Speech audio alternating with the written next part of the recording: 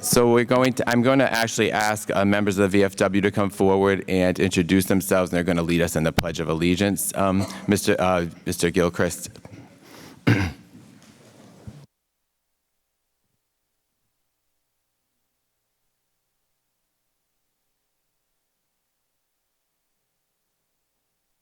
Patrick, the commander of the VFW of Post 916.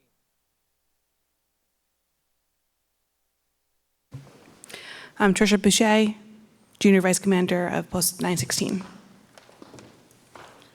I'm Ron Gilchrist. I'm Post Service Officer, VFW Post 916. Sir.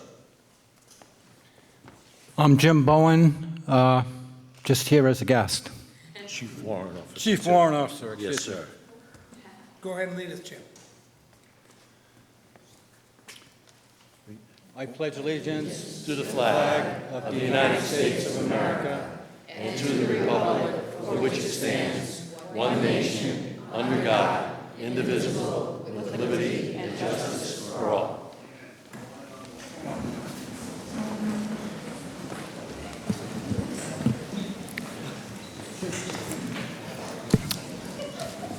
Thank you. Our next item is approval of minutes. We have approval of the May 20th, 2019 executive session meeting minutes. So moved. Second. Discussion? All in favor? Aye. Aye. So motion to approve the May 31st, 2019 work session meeting minutes. So moved. Second. Discussion? All in favor? Aye. Aye. All opposed? Motion approved 5-0. Is there a motion to approve the May 31st, 2019 executive session meeting minutes? So moved. Second. Discussion? All in favor? Aye. Aye. Aye. All opposed? Motion approved 5-0. Is there a motion to approve the June 3rd, 2019 regular meeting minutes? So moved. Second. Discussion? All in favor? Aye. Aye. All opposed? Motion approved 5-0. And finally, is there a motion to approve the June 5th, 2019 executive session meeting minutes? So moved. Second. Discussion? All in favor? Aye. Opposed? Motion approved 5-0. For our announcements, I have a proclamation for Chief Warrant Officer James B. Bowen, and several of us were fortunate enough to go to Congressman Langevin office for a ceremony honoring him. So I'm going to go down and ask him to join me for the reading of the proclamation.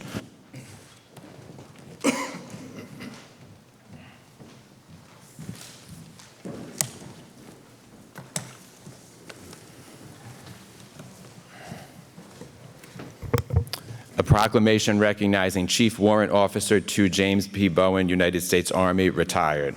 Whereas Chief Warrant Officer James Bowen, a born and raised Rhode Islander, grew up in East Greenwich, was educated at the University of Rhode Island, and currently resides with his wife Donna here in Narragansett after a successful career as a veterinarian. And whereas Chief Warrant Officer James Bowen enlisted in the Army in 1968 and served his country with unwavering valor during the Vietnam War. And whereas Chief Warrant Officer James Bowen repeatedly distinguished himself during intense combat operations in an AH-1G Cobra helicopter, gunner, co-pilot, pilot, and aircraft commander under extraordinarily hostile conditions. And whereas Chief Warrant Officer James Bowen, through repeated engagements with the enemy and in support of American troops and the Army of the Republic of Vietnam, earned numerous military decorations in recognition of his heroism and gallantry in action. And whereas Chief Warrant Officer James Bowen only recently received those decorations, including the Silver Star, Distinguished Flying Cross and Double Bronze Oak Leaf Cluster, Bronze Star, Air Medal and Bronze Oak Leaf Cluster, Army Commendation Medal, National Defense Service Medal, Vietnam Service Medal with triple bronze stars, Republic of Vietnam Campaign Ribbon, Expert Badge and Rifle Bar, Sharpshooter Badge, Automatic Rifle Bar, Pistol Bar, and Army Aviator Basic Badge.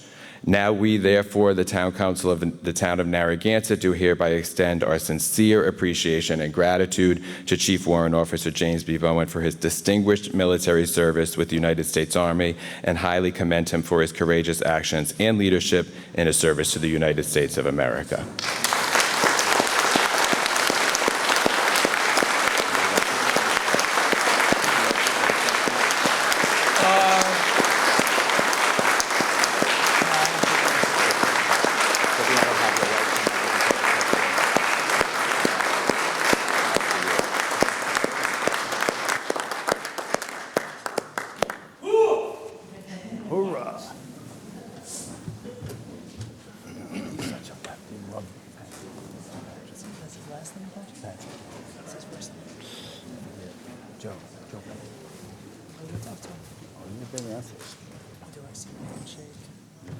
Yeah.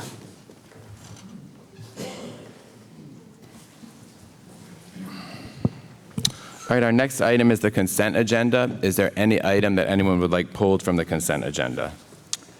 I'd like to pull number 2. All right, anyone else? Is there a motion to approve the consent agenda with the exception of item number 2? So moved. Second. Discussion? All in favor? Aye. Aye. All opposed? Motion approved 5-0. Item number 2 is a motion to award the bid for the master water meter replacement project to the lowest bidder, Felsch Engineering Incorporated, in the amount of $7,900. Is there a motion? I'll make the motion. Is there a second? Discussion. Go ahead. Thanks. I wanted to bring this one forward. I had a few questions about the details on this water meter. And I know I heard a little bit from the community as well. I was a little bit concerned about some of the specifics, but I'm looking for a little bit of clarity on it. John, would you be able to come up and answer a few questions? Thank you.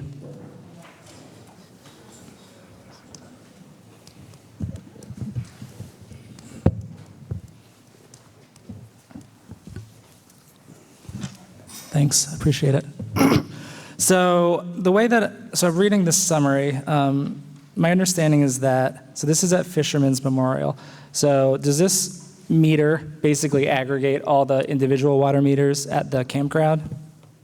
No, this is the main water meter that meters the water service that comes in. Sorry about that.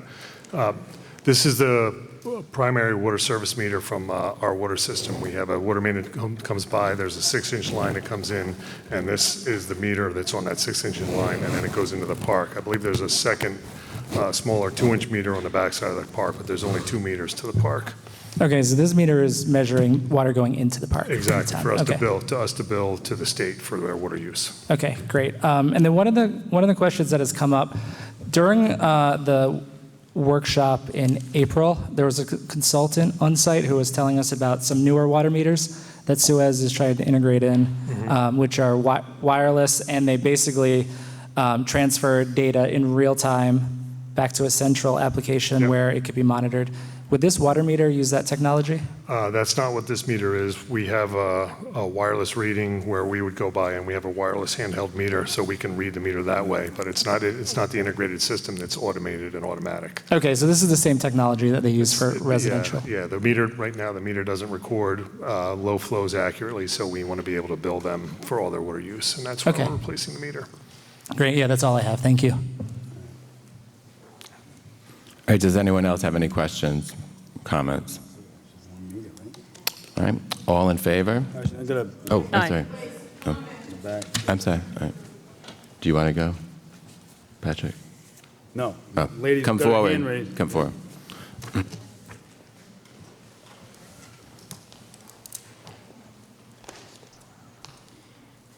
Good evening, and thank you for opening this up to the public to be able to speak. My name is Carolyn Petroselli, and I live on Rockland Street. This discussion here is a little different than what I heard when I listened to that workshop.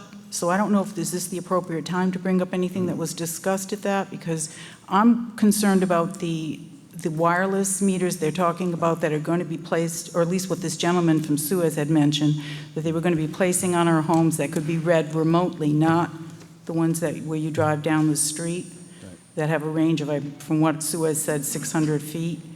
Is this an appropriate time to bring up or is that discussion, is that something that we are planning on putting into homes? And are we going to know about that, or is it going to be done without our knowledge? John. Sean or John, could you speak to that? I think it is 2 separate issues, but I don't want to speak out of school. Right, okay. I believe what he just clarified, that it's not that technology. Okay.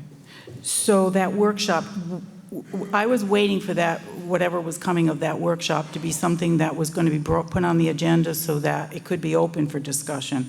Will there be notice of that, or is that something that, what I just don't want to have happen is that these meters, these remote meters, that are going to be emitting the RF radiation and are going to be attached to our homes are going to be placed on our homes like National Grid has done without letting us know. And then you find out later and then you try to opt out. And in some cases you're able to, other cases you're not. So I wondered if this is something we're going to be learning about, or are we going to find them on our homes one day? Well, we would have to come to us and vote on it, but again, I'll turn to Sean, but. If you want to come over, I'll give you my card, and Okay. I'll do some homework on that for you and get back to you on it, All okay? right. But Because that's not being discussed tonight. But the That's not workshop what- you're referring to is I keep thinking 24th. of the one about the increase in rates, but I think you're talking about a different issue. It was the April 24th workshop, and it was one in which the gentleman was saying they will be able to read your or look at what a person's water usage is 24/7 at any given moment, and they were talking about the rates. The assessment that they were going to add on to, and I think you know what I'm talking about, was $116 a year for 2 years going to be assessed, or they could have just built it into the rates, which would have then essentially kept the rates up and not gone back down. That's what, when I saw that, I said, are we going to have an opportunity to speak to this? Because I had prepared some comments and things, but if this is not the right time, I'll hold off. I'll wait until it No, is. that would be a separate agenda item. That is, yes. okay. All right, thank you. Thank you. All right, Patrick, did you have? No. All right, if there's no one else, all in favor? Aye. Aye. Aye. All opposed, motion approved 5-0. Item number 10 is a motion to approve the proposal for professional engineering services related to the design of sidewalks on Rodman Street from Boone Street to Ocean Road with Beta Group Incorporated in the total amount of $18,300. So moved. Discussion. So this item comes from the Public Works Department, and it is for a limited stretch of road fixing the sidewalks. Are there any questions or comments about it? Seeing none, all in favor? Aye. Aye. All opposed, motion approved 5-0. Number 11 is a motion to introduce, read, pass, and accept as a first reading an ordinance and amendment of Chapter 731 of the Code of Ordinances of the Town of Narragansett, Rhode Island, entitled Zoning, specifically adding new text regulating the medical use of marijuana. So moved. Second. Discussion. So we had a public hearing on this item. Is there any comments from the council? All in favor? Aye. Aye. All opposed? Motion approved 5-0. Number 12 is a motion to approve the request from the Parks and Recreation Department for the ability to rent the Clark Center at 170 Clark Road on weekends and holidays with a liquor liability option for $150 for family outings, organizations, and special events subject to state and local regulations. So moved. Second. Discussion. So this is on the part of the Parks and Rec Department, an attempt to increase perhaps some of the rental options for people who want to use that facility.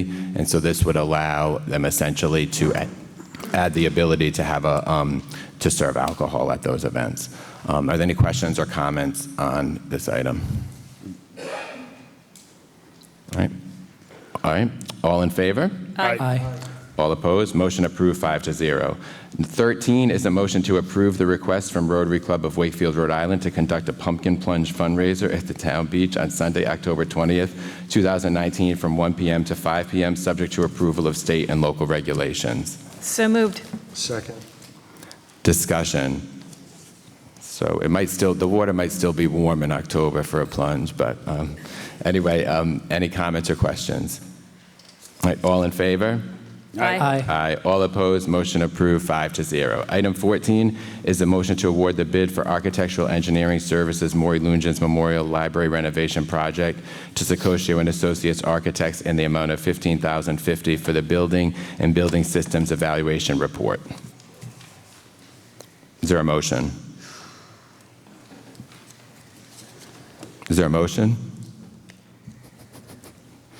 All right, well, then we'll move on to number 15. A motion to award the bid for the William C. O'Neill Bike Path segment 4A to the lowest bidder, Carty Corporation, the amount of $521,202.35. So moved. Second. Discussion.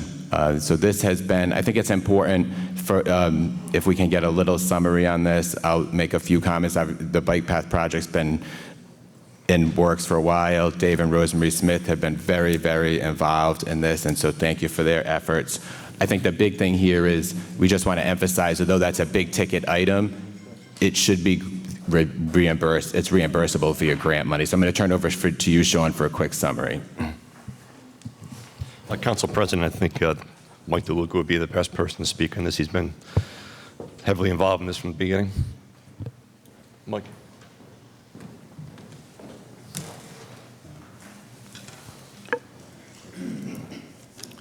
Yes, Mr. President, you're correct on that.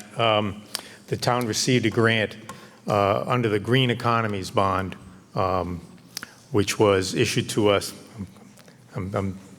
I think it was in 2017, in order to do this construction. The amount that you see before you is well within the grant amount, so there'll be no local funding necessary to build this section of the bike path. And where will this end? What's the terminus of this particular portion? I think that's an important point. I'm sorry I didn't put a picture up on the screen for you.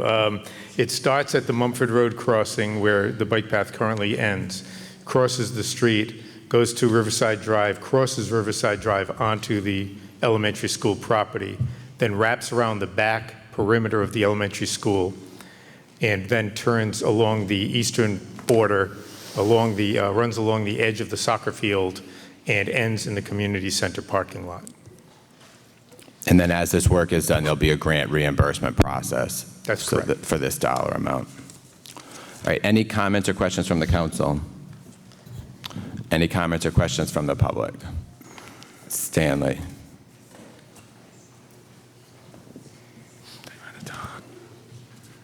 I just want to commend all those involved in getting a project done without money from the taxpayers of Narragansett. I appreciate that. Thank you. All right, if there's no other comments, all in favor? Aye. Aye. All opposed? Motion approved 5-0. Congratulations, Rosemary and grandsons out there. Great job. Thank you.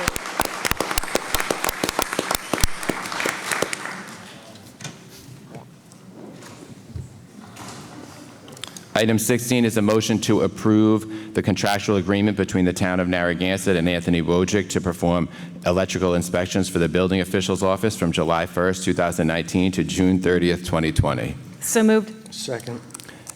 Discussion? Any comments or questions from the council? All right, anyone from the public? All in favor? Aye. Aye. All opposed? Motion approved 5-0. And a motion to approve the contractual agreement between the town of Narragansett and James Harris to perform plumbing and mechanical inspections for the building official's office from July 1st, 2019 to June 30th, 2020. So moved. Second. Discussion. So these plumbing and mechanical and electrical agreements are to supplement, or to help and supplement and support the building official's office. So any comments or questions? All in favor? Aye. Aye. Aye. All opposed? Motion approved 5-0. I'm going to ask the steno to come up. We still have 10 minutes till the public hearing, but at least she can start getting set. And we're going to move on to our open forum because at 8 p.m. is when we noticed our hearing. So our open forum, please keep your comments to 3 minutes. And please conduct yourself in an orderly, respectful fashion. And when we get to 8 o'clock, we will then have to go to the hearing and then come back to the public forum, public comment, open forum. Would anyone like to speak? Yes, Mr. DeStefano.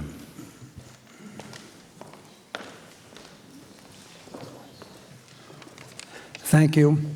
I wrote a letter to the editor, to the Narragansett Times and the South County Independent. It's called The Dark Days for Narragansett. The cultural lights were dimmed over Narragansett on the night of June 3rd, excuse me, when 3 council members, led by the council president, Matthew Mannix, decided to deeply slash the library budget. This came after the same group of 3 chose to ignore the wishes of the 68% who voted to approve a referendum to purchase the former Belmont building and make it into a new and improved Narragansett library. These same 3 council members, Matthew Mannix, Jill Lawler and Richard Leamer, however, defied the referendum and the wishes of the people and decided to put the Belmont building, which was to be our new library, up for sale. The results of their actions, if not successfully challenged, are many, including that our town will have to reduce both library staff and normal library hours. A sad situation given that our town and our library have grown and prospered over the years. Another consequence is that we will no longer qualify for state funding because these same 3 council members have decided not to level fund the library, thus losing our state grant. Excuse me again. If I were not already a Narragansett resident, I would have to seriously consider how moving to a town that doesn't value a library will affect my family. Pro-library councilmen Jesse Pugh and Patrick Murray have tried gallantly to save our library and to enhance the lives of the people of Narragansett. For us saddened Narragansett residents, we have to look to 2020 when a new council will be chosen, which will support community, family, and cultural values in order to right this situation. Thank you. Thank you. Yes.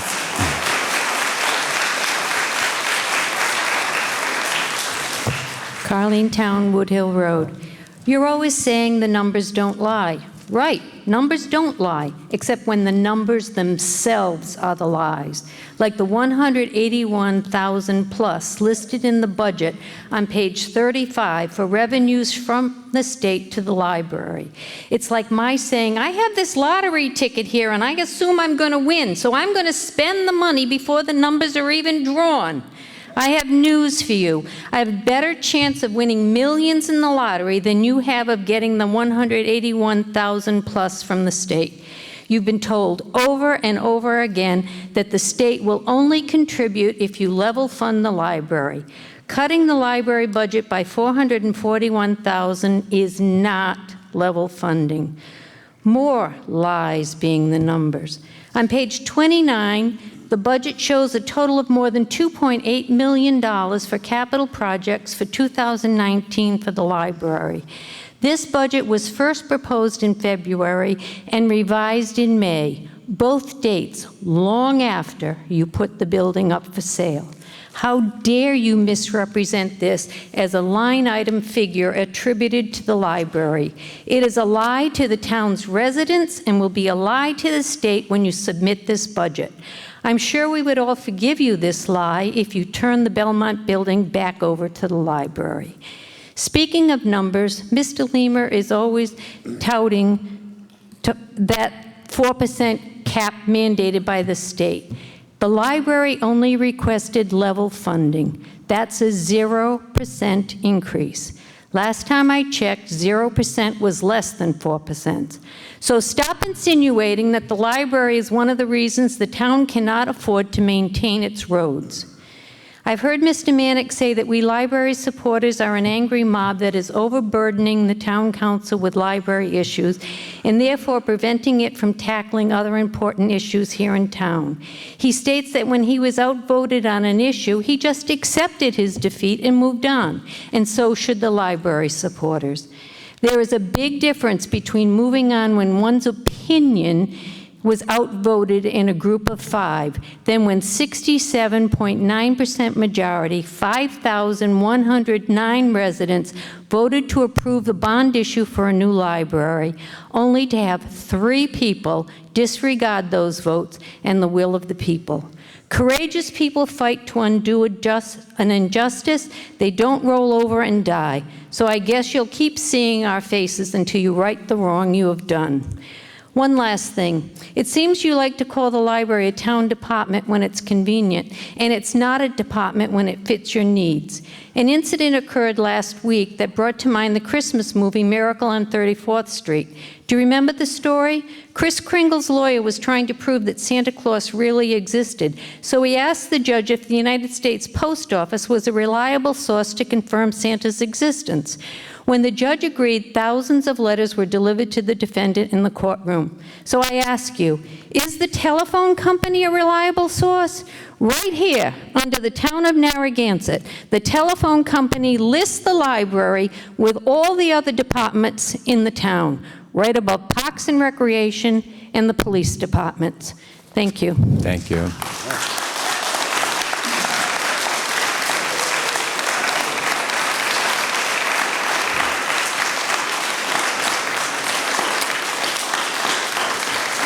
Stanley.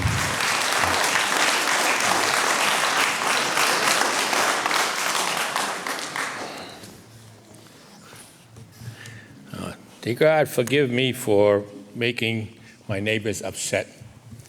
But it all started with my mother's action.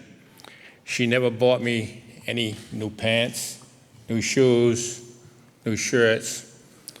Nothing ever, never had a new thing, never went to a store, never bought a new thing. That influenced me for the rest of my life. And today, I can say I've never bought a new car in my life. Never even considered buying a new car. I always try to fix and make do with what I had.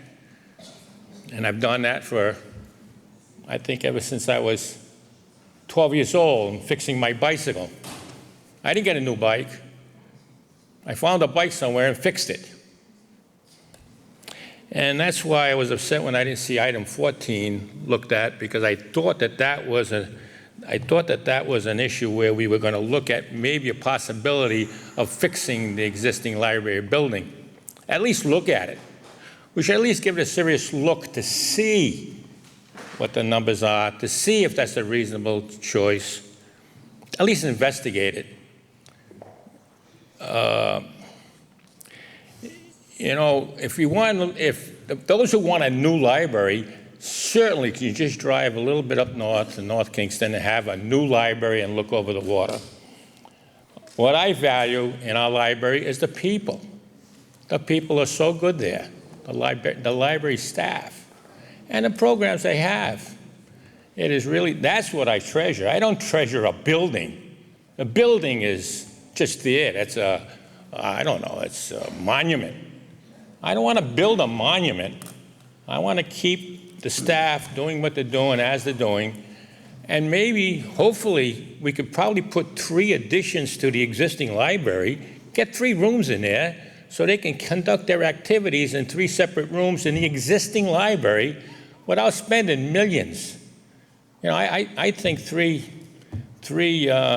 classroom type buildings probably would only cost maybe $200 or $300 each, maybe $1 million, maybe $2 million bucks we can add on to the existing library, and it could do the work we need to do here. And every time I go there, it's so happy to go in and see that. For me not to go into the existing library would actually be a negative feeling after all these years walking in that building and doing what I want to do. And I think that's a possibility that should be looked at more closely. And I hope you will. Thank you. Thank you. Do you want to go now? You'll be the all right, go ahead. This will be the last speaker before the public hearing. Come on up.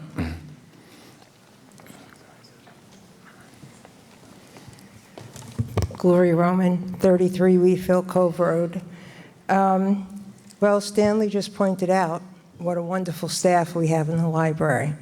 So let me just point out, since the town council has not given pensions to the library employees, 3 masters in library science employees have left in the past year and a half.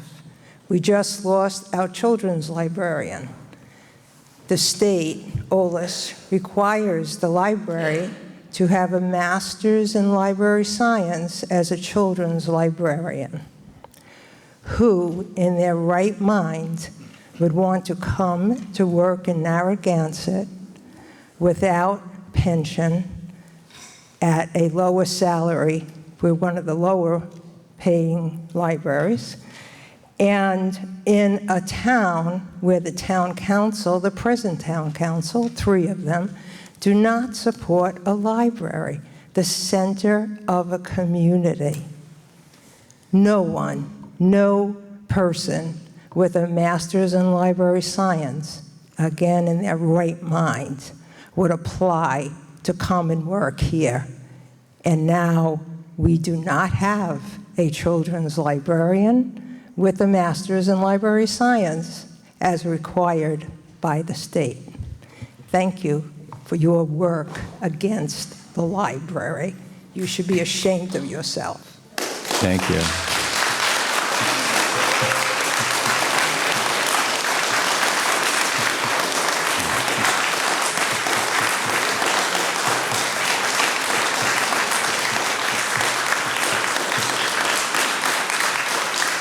So it's 8 o'clock.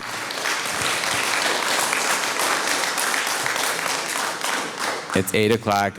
We are going to move to our public hearing. It's a motion to reconvene a public hearing to consider rezoning 4 properties to comply with designations assigned in the 2017 Narragansett Comprehensive Plan Land Use Map. Said properties being Plat NR Lot 146-G, Plat P Lot 292, Lot 293, and Plat L Lot 282. Is there a motion? So moved. Second, to open to reconvene the public hearing. Any discussion? All in favor? Aye. Opposed? Motion approved, 5-0.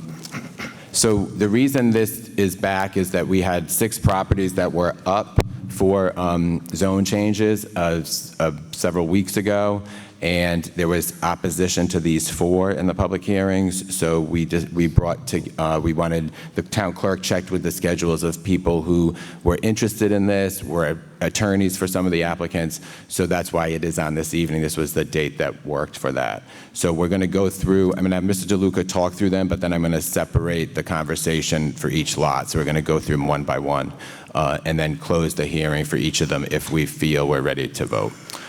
All right, Mr. DeLuca, if you want to summarize for us, that would be great. Sure. Thank you, Mr. President. And as you mentioned, this is a reconvene of a hearing that we've already opened. So I've presented all the material I'm going to show you tonight already. It's on the record. But I want to give you a short summarization of the properties that are still outstanding, and point out the designation as set forth in the land use map and the zoning that was proposed. So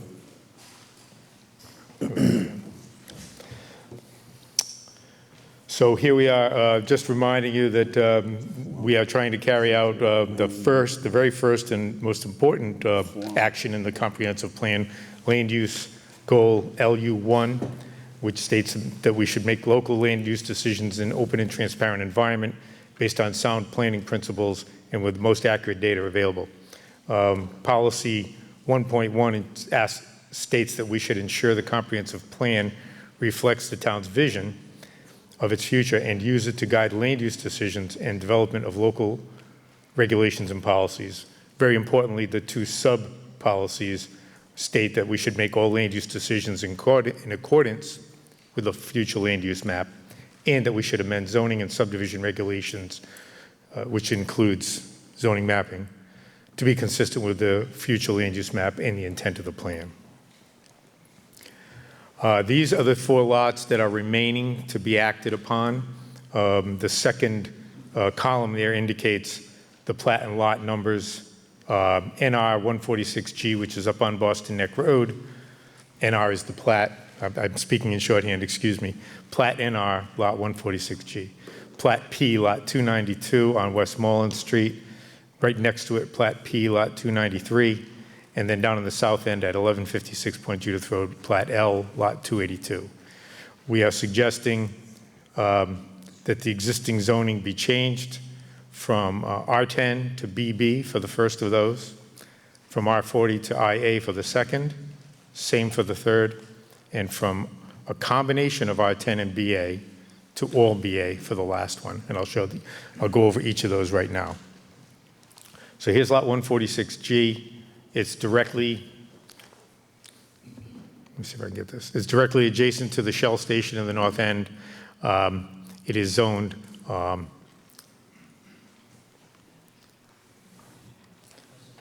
oh, pardon me.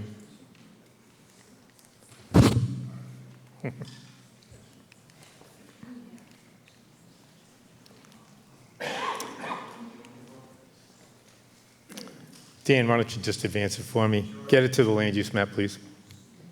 Next one. So the land use map shows lot 146G as being designated as a commercial lot. Next.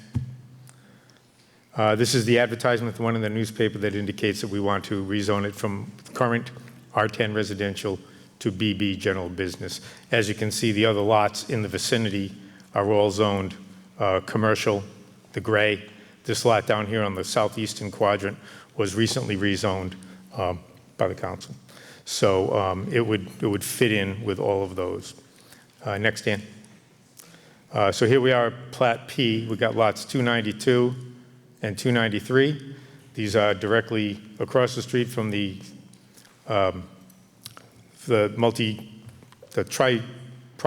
tri-party sewage treatment plant, adjacent to the condominium development and adjacent to the highway garage. Next. This is the land use map, a close-up showing that we have shaded them gray so that they would be redesignated industrial. Next. And then here are the advertisements that went in the newspaper that indicate that they would be rezoned from R40, which is 1 acre residential, to IA, limited industrial. Next. Last one, Plat L, lot 282 of the south end. You'll remember that Iggy's is down here. This is Aunt Carrie's over here, so it's right at that intersection. This lot is unique because it has a zoning line that bisects it. Next, so there's the current zoning line, and you can see that part of the lot is zoned residential, part of it is zoned limited, in a limited business, BA. Next. And this is the land use map, I should have shown this first, that indicates that the entire area was designated as a commercial, which is red. So that summarizes our presentation. Just reminding the council that the planning board reviewed these in November of last year, along with the other ones that you've already seen, and recommended approval for these 4 lots as designated. I'll take any questions you might have. Could you just, as we go through each of them, so go back and put up the first one, which is going to be NR lot 146G, so it's up there during the discussion. You want to handle them one at a time? Sure. We're going to do them one at a time. Okay. Yeah. I'll step away and come back when you need me. So let's have that up so people are aware of where we're starting. And they're in that order on the agenda, so. And Mr. Marcella is here if people have questions. So he focuses on, he is our attorney for planning and zoning. All right, so before, we've opened the public hearing. Any comments from the council before I go to the public hearing? Yeah, I got a question for Steve. Steve, does that lot, proposed commercial lot, border the Bonnet Shores Fire District? I believe it's in the fire district. It is in the fire district. Yes. Okay, so I have a legal question. Can Councilman Mannix vote on this? I have to abstain because I'm involved financially with that property, so I'm abstaining tonight. But can Councilman Mannix vote either way on this property because he's a paid clerk for the fire district?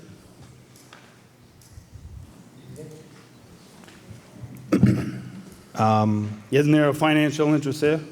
I don't believe so. And I mean, that question's coming out of left field, Councilman Murray, and you could have told me this ahead of time, to be perfectly honest. However, him being a clerk of the fire district, I don't believe is an ethical conflict. A paid clerk. I'm a paid consultant for that lot, and I can't vote. If he's a paid consultant for the land trust. I believe you have a specific legal monetary interest in the property where well, I think his interest Councilman is not Mannix specific. has a specific interest in the Bonnet Shores Fire District. but I'm not getting any money out of it. Well, you're a paid consultant. Right, but I'm not going to get, whichever way this goes doesn't make me I know, but you have a better off. personal interest in this property. We all have personal interests in things. You know what, I mean, Matt? You know what I'm talking about. well, no, actually, I don't know what the problem is. Well, but- it's the same thing with the real estate office across the street. That's 2 properties away. You tried to shut them down and put them out of business. They took a crappy party house and turned it into a nice, quiet business, low impact, a lot lower impact than what was there before. And that, I believe is that lawsuit still pending? Patrick, are you abstaining or recusing on this? Is that? I'm asking if you're abstaining or recusing. I'm not. You're not. Okay. I am abstaining. You're abstaining or you're recusing? I'm recusing, abstaining, whatever you want. Well, they're Recusing, two very different things. Recusing. Well, I'm asking the question. All right, and I'm answering your question. Okay. Thank you. I have a. Yeah. Is that okay if I speak? Go ahead. Yeah. All right. I have a double standard fucking bullshit. question for I guess for Steve, or Mark, actually. This isn't specific to these properties. It's more of a general question about how this relates to the charter. So the comprehensive plan is referenced throughout the charter, the town charter, and the idea that it serves as a guideline for the way that we should vote, to adhere to the comprehensive plan. So my question is, if you vote against rezoning this, are you coming close to violating what's written in the charter? Not necessarily. What state law, basically, the comprehensive plan is reviewed it used to be every 10 years and now every 5 years. State law requires that once the town gets their comprehensive plan, votes on it, and the state approves it, then the town is then required to have the zoning in compliance with the comprehensive plan. And that's essentially what's happening today, is the comprehensive plan that these lots were designated as either industrial or residential, 2017, and now the planning department's getting around to making sure that the comprehensive plan and zoning are in coordination with each other. However, it would be ultimately my opinion that if the town council does not approve the zone change, then I would direct the planning department to amend the comprehensive plan. You're allowed to amend the comprehensive plan 4 times a year. So the state has basically taken into account the fact that there will be periodic amendments. So if the council does or does not vote to approve any of these lots, I would then direct Mike to come forward with an amendment to the comprehensive plan to make sure our plan and our zoning matched each other. Okay, great. Thank you. All right, thank you. So we're going to go to the public. So this is a public hearing, so you're going to be sworn in by our solicitor. But before that, if any other council members want to comment, go ahead, Mr. Lima. So at one of the hearings that we had, somebody came up and spoke that lives in those condos. And one of the issues I have is that person came and spoke on a drainage issue. There's a lot of water that flows from this piece of property into those condos. Now, we approve this, doesn't resolve the water issue. The water issue is there, and who knows where it'll go from there. I'm a firm believer that before I'm going to approve anything, we're going to make sure that whatever this property does to abutting neighborhoods or abutting neighbors, that it needs to be resolved. You just can't have a piece of property with water running or anything else running into another neighbor's property and think that you're just going to be able to do that and not take care of it. So for me, I am not approving this until we get that water issue resolved. Now, whatever they have to do it, do it. I don't know if they're going to have to put a little retaining pond back there or whatever they're going to have to do to resolve it, but right now the water flows into those condos, and I don't think it's fair to those people that that's going on. So I'm thinking about Let's get that resolved. Then once that's resolved, then we'll move to the next step. So that's how I feel about this piece of property. Thank you. I'd like to, Thank you. I'd like to address that. Under the state and town ordinances and laws, if you improve that property, then you take care of the drainage issue. I mean, right now, as it stands, it's a civil matter between the two, just like Boone Street, it's a civil matter between the two property owners, okay? If that property, whatever it is going to be residential, commercial, once they come up with a plan, under the new guidelines, they have to come up with a storm water plan. So to put the onus on the property owner now is kind of putting the cart before the horse. I mean, you're going to, there's a property rights issue. That's a civil action, not a town mandate. If you want to get a town mandate, you can come up with an agenda item and we can vote on it and make it a town mandate. But that's the way it works. Is the applicant here before we go to, would you like to speak? I'd like to address Mr. Excuse me. Would you please state your name and address? Antonio Salvatore, 122 North River Drive, Narragansett, Rhode Island. Antonio, can you please raise your right hand? Do you swear to tell the truth, the whole truth, and nothing but the truth?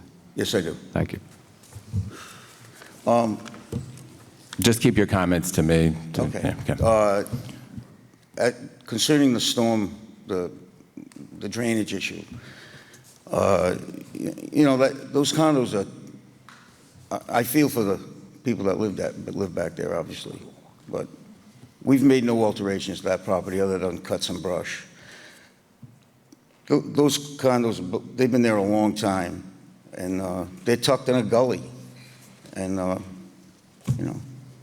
obviously, if something was done to that property in the future, if that property was developed in the future, we would be obligated to address the drainage issue, if indeed that is the problem. But I don't really think you know if that's the problem. I'm sure it could be part of the problem, but not the whole problem. Thank you. I have one other thing to say. When the council voted to expand the use of the Shell station, reduce their setbacks, change the traffic flow there,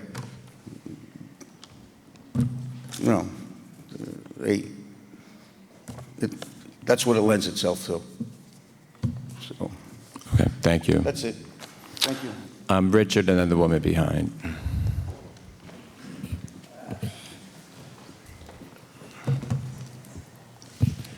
My name is Richard Vangermush. Your address, Richard? Thank you. No, Richard, what is your address? Oh, I can see it up there. Let's use 55 Osceola. Okay, would you raise your right hand? Do you swear to tell the truth, the whole truth, and nothing but the truth? Absolutely. Thank you. I opposed this last time. I thought there was a definitive no on this particular proposal, even though I hate to argue against the person behind me. But in my view, this always was a lousy business decision. That property is useless for what it is zoned as, and if a person made a bad purchase, that is just a poor business action. We do not have to salvage every poor business decision in Narragansett. And as I said before, I am a resident there. I bike by it every day, once or twice a day, frequently walk by it, and by crossing myself, mightily tried to use Wampum Road to access Boston Neck Road. This is an unsafe area and this property has been vacant because it deserves to be vacant. Someone made a lousy business decision. The last time we were threatened, we'll keep it residential. the old cry, let's have some affordable housing. That always supposedly quells any opposition. It hasn't quelled my opposition. This property made into any business is just plain unsafe for me and for this community. And I feel sorry for the person who made the lousy business decision. But don't take it out on me because you made a huge error. Thank you. Yes.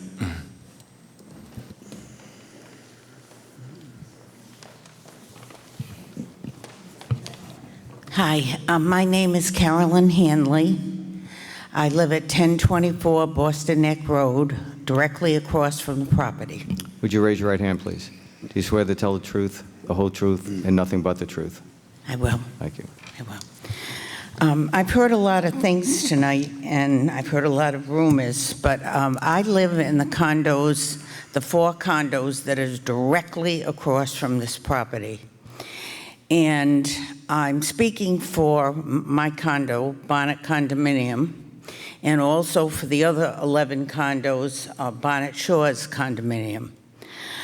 Boston Neck Road is heavily, heavily traveled. And I'm talking about wintertime and summertime. Summertime, sometimes it's impossible to get out of your driveway. It's not safe. I have actually gotten out of my car and gone into the street to ask if I can get out of my driveway. That's now. And this has been going on. I've been living there 15 years.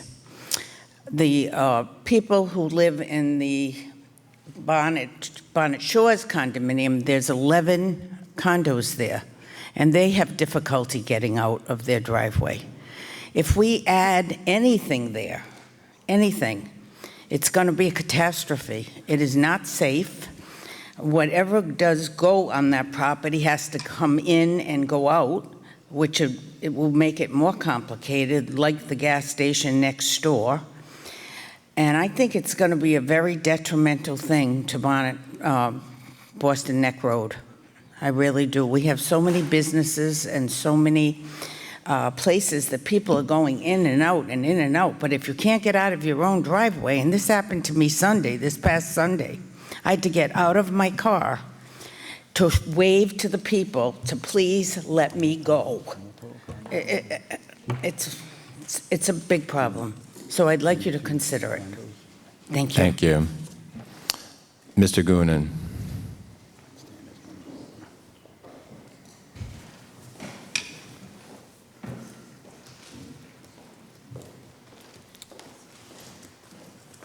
Good evening. My name is John Goonan.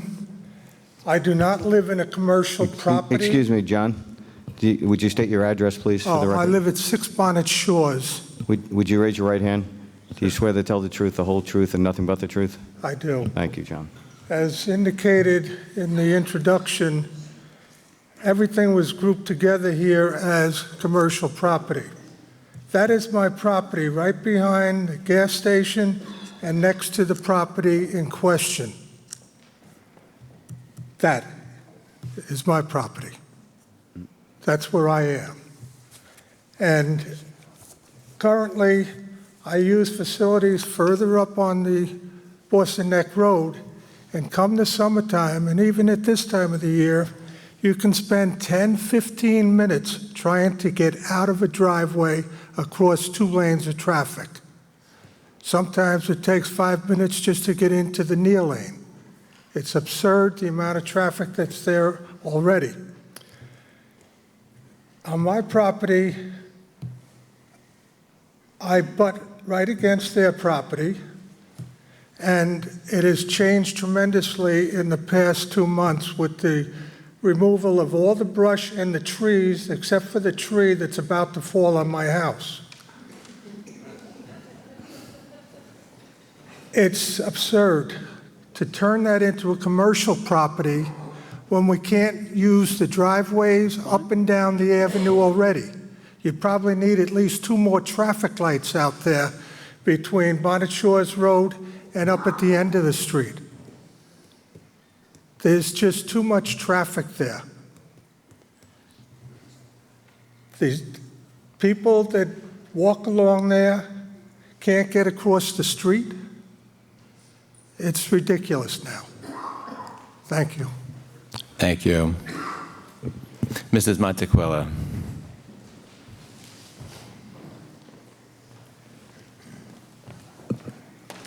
Maria Montequilla, 1029 Boston Neck Road. Maria, do you swear to tell the truth, the whole truth, and nothing but the truth? I do. Thank you. I know we talked about how the corner property just got rezoned last year from the party house. And the difference with that was that we knew what was going there, that it was going to be a quiet business. We already knew it was going to be a real estate company. My concern, I guess I have a question first. What is the difference between, why is that being considered zoned for business, for BB, and not BA, which would be a limited business instead of a general business, is my first question. Well, I guess you could answer it now. That's what the applicant chose. Because it would seem to me that a limited business would be a little more serene. I don't know about these things, but it seems to me. BA is lighter than BB. Exactly. And I thought that the applicant chose that. If that's not true, then it was also just from the comp planning process that we went through 2 years ago. And my other concern is, I happen to be the first condo behind that lot, and there is a lot of moisture. And so I do realize that even if it got rezoned, anyone who was going to put something on there would have to take care of it. But it's much different having something there that has grassy surface instead of some commercial business that's going to be full of concrete. And that water will, right now the water can be absorbed into the trees and the plants, but I can't even imagine if it were paved, what would happen to our whole condominium unit. We do have water drainage from that lot. So I guess that's all I had to say. Thank you. Mrs. Fortin.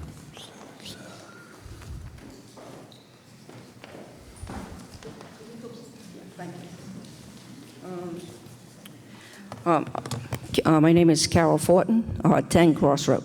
Raise your right hand, please. Do you swear to tell the truth, the whole truth, and nothing but the truth? Yes, I do. Thank you. If we look at, I'm definitely opposed of changing this to commercial. If you look at the area, you'll notice it's all green. We have the gentleman that just spoke about his piece of property abutting this commercial piece of land. You have condos in the back. You have the church. And then if you look at all the surrounding, we have family homes. And I am opposed to changing my neighborhood to start becoming a commercial venue. What would happen if somebody decided to go to St. Thomas More Church and offer them a nice big chunk of change for St. Veronica's Church? Now, would that become a mall? And then that starts creeping into further into our neighborhood? I really oppose this. And the other thing is that it's my understanding that this property and the other property that the woman spoke to, there is a pending litigation at the Wash County Superior Court. So why would we be changing a zoning on something that is being litigated and we don't even know how that's going to turn out? So again, I'm just opposed to start turning the Bonnet Shores Fire District into a commercial business. Thank you. Thank you. Anyone else? Tommy.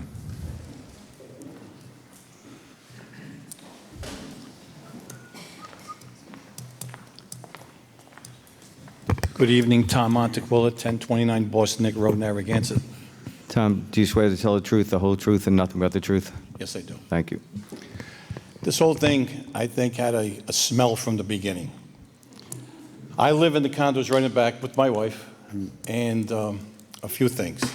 I was here today to ask that Councilman Murray recuse himself because I think he had a continuation of a vested financial interest in this particular sale, which he admitted to, and he's recusing. Thank you very much. I have to. Secondly, when it was advertised for sale with a big, say, 5x5 sign on the front part of the property, I think I saw Councilman Murray's name, and I think I saw with for sale, commercial. Yep. Okay. And obviously, that was wrong because it is not zoned commercial, it's zoned residential. So that's cleared up. We were jumping the gun. That's why I said it stunk from the beginning. Right. Can I address that? Or what was going on, I don't know. Let him finish, and then you can speak. Secondly, we do have a water concern. About 17 years ago, when I moved in, and we have the first unit coming down, the condominium association spent several thousands of dollars to put a drain in to obtain that water coming down. The present owner of the property just recently did some cleaning up of that property from the front to the back. It looks very nice, very green, very lawnish. But as he got closer to our area, ripping out the bushes, cutting trees, the amount of water, surface water coming on our property increased dramatically. I went to the town hall probably soon thereafter, and I spoke to one of the gentlemen there, and we had a conversation about the responsibility, which I knew who the responsible person was, for this particular increase in the amount of water coming down. So we took care of it 17, 16 years ago. We want to make sure if anything has changed tonight, adverse to our interest, that will be taken care of as well, but this time by the property owner. Also, the gentleman mentioned that, hey, listen, we're not going to bail out someone who made a financial decision 7 or 8 years ago to buy this property, knowing it was a specific zone. So he has an authority, he has an ability to use the property for what it's zoned for. And we feel it's going to cause a diminution in value to our property if you allow this to be zoned unlimited general business, not knowing what's going to be going in there. It's going to be a business area with, and once again, we're not commercial, as the gentleman from the town said at the outset. Our property is not commercial. Rezoning it to commercial, we would still be residential, and we feel a diminution in value of our property will be forthcoming as soon as that shovel goes in the ground. So I'm asking you, weigh the interest of the residential people around the area with one person who perhaps made a mistake, perhaps they're not, because he could put a residential building in there.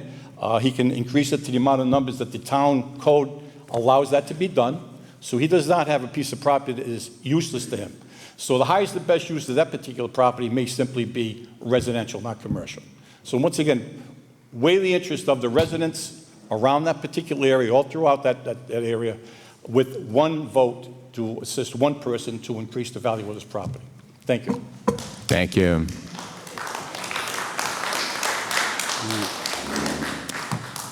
Is there anyone else who would like to testify?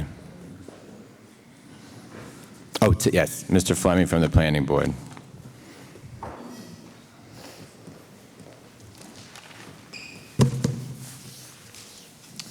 Terrence Fleming, 38 Bedford Circle.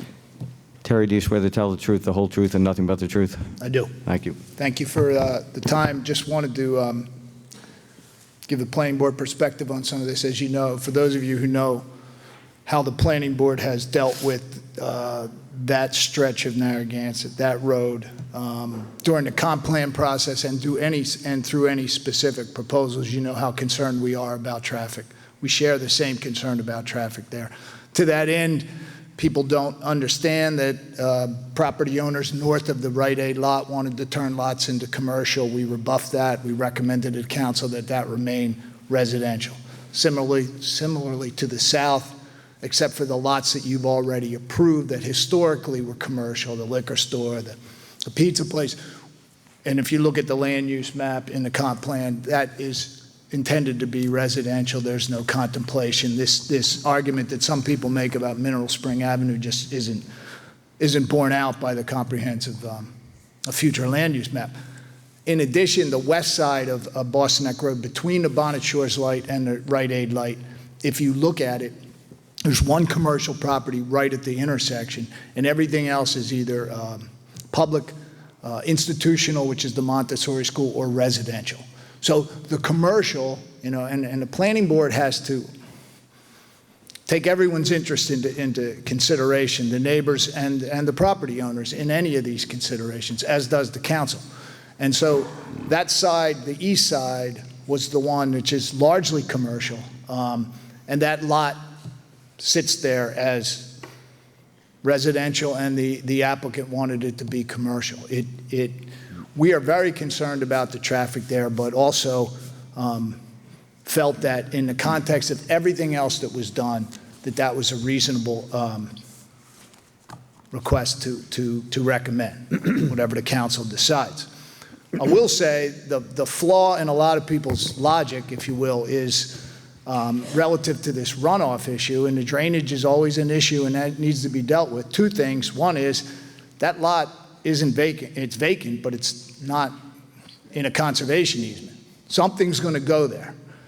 And if a building goes there with driveway and roof lines and hardscape, it's going to cause runoff. We have a standard in this town that there can be no new net runoff to neighboring properties for any construction, whether it's residential or commercial. So to say... Can you say that again? Did I say it Say that wrong? one more time.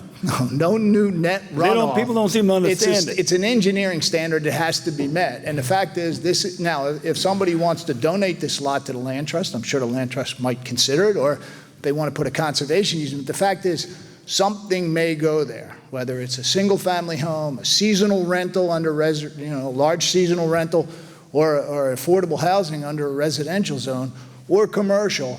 Something may go there eventually. It's going to cause traffic issues with curb cuts. It's going to cause runoff issues that have to be addressed. So the zone change to commercial doesn't necessarily, the rebuff of a zone change to commercial doesn't necessarily take care of the runoff issues. If it's a house, it's going to have runoff. So that's something that people should just take into account. Totally understand the traffic issue. We've been extremely concerned about it. Understand every time there's a development on that commercial side, we've gone to the state with some kind of mitigation issue, center lane, another light. We've been rebuffed by the state. They're the ones in control of that. So we'll continue to do what we think is appropriate. And you folks know what we do in that issue. Last point I'll make, and I don't want to be the skunk at the picnic on this one, and I don't have all the information, but I went to the town to look at the maps. This lot does not appear to be in the Bonnet Shores Fire District, based on the map that's in the file that I saw. Now, if there's another map, okay, It is in the fire district. Well, everybody says that. I saw a map. So, okay, maybe we have the wrong map. Everybody. Please. Order, yeah. I got it from the town, okay? I'm not making up maps. So I went and got the map. If there's a different map, that's fine. And that's for you to decide. The fact that it is or isn't in the Bonnet Shores District may have no impact on the council's decision. That's up to you all. I just wanted to put that out because rather than just accept something, I went and tried to get the documentation. And I'm just telling you what I have. Terry, I'd like to see that town map. I don't know where it is, so both Terrys, I want to see that map. We have to fix it. Okay. That's the only thing. Thank you for your time. Appreciate it. Thank you. Yes, Mrs. Langer.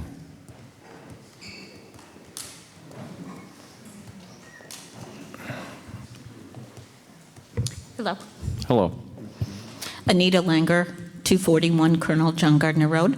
Do you swear to tell the truth, the whole truth, and nothing but the truth? I do. Thank you. I do. I can assure you, I live in Bonnet Shores. I've been on the council for over 15 years. I've been on the land trust. I can assure you that this piece of property is in the fire district. My concern has been that we have a state legislated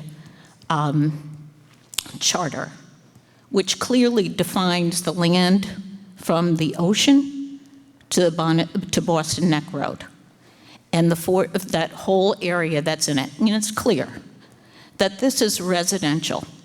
It's how it started. There's never been commercial allowed. And this is the second piece of property that has been changed, or an attempt has been made to change the zoning from residential to commercial. I don't see this happening in any other development. I haven't seen this happen in Metatuxet. I haven't seen this happen in Petaquamsket. I haven't seen it happen in Edgewater. What is going on? Just because there are some commercial pieces. They're not in the fire district. But those that are in the fire district are residential, including that gas station that is residential. I'm very concerned as to how this has been cherry-picked along with other pieces of property that have been cherry-picked from the Bonnet Shores Fire District and turned into commercial. I'm very upset. It's where I live. It's a community that people love, and they would like to keep it residential. A second issue is we already have, and I'm on the council presently, the Bonnet Shores Fire District Council. I can tell you that we're in litigation. It's public knowledge. There are public documents. And we are in litigation with the town right now over the last piece of property that is in the fire district that was turned commercial and is being used incorrectly at this point. So I think before you do anything, you should not be doing anything that there's already litigation pending for the same reason. Thank you. Thank you. You've already spoken. Patty.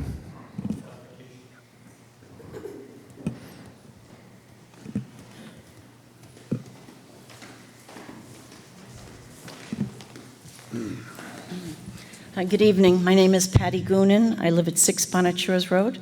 Patty, would you raise your right hand? Do you swear to tell the truth, the whole truth, and nothing but the truth? Yes, I do. Thank you. All right, my husband spoke earlier about the traffic, which everybody knows, everybody's acknowledged that. I'm looking at it also as I feel our neighborhood is creeping away. If you chose to change this to commercial, I think we need to savor that beautiful part of Bonnet Shores, Narragansett. We've lived there for 18 years, and that was the reason why we wanted to be here. And I think that the thought of losing neighborhood is a tragic thing. It's a tragic thing.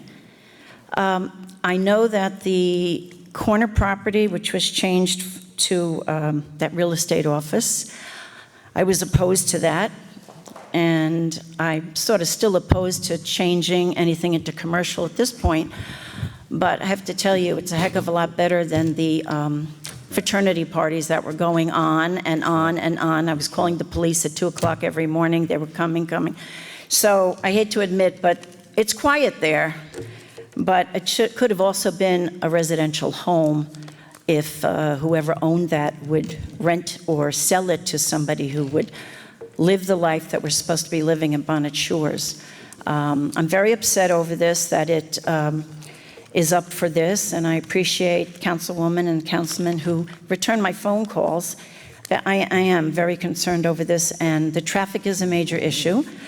But you have to know when to go out to go to CVS, and you make sure you go when you go up to Rocks at the same time so that you're on the same side of the road. And then you go to Rite Aid and you turn around the parking lot and come back on the traffic light. And that's sort of like how I navigate now. But thank you for listening to me, and I hope that you will preserve the neighborhood that we should be living in. Thank you. Thank you. Is there anyone else? I got a couple of questions. Mark, I got a couple of questions. How are we doing with that real estate office lawsuit? What's the status on that? I haven't had an update on that one. I'm going to have to check with Andy, but it was my understanding that that we had reached agreement on a resolution there. But we probably should keep that in executive session, right? Yeah. I don't think it's been voted on yet, but right. Okay. I guess I got a question for Mike DeLuca. I got a couple questions for you.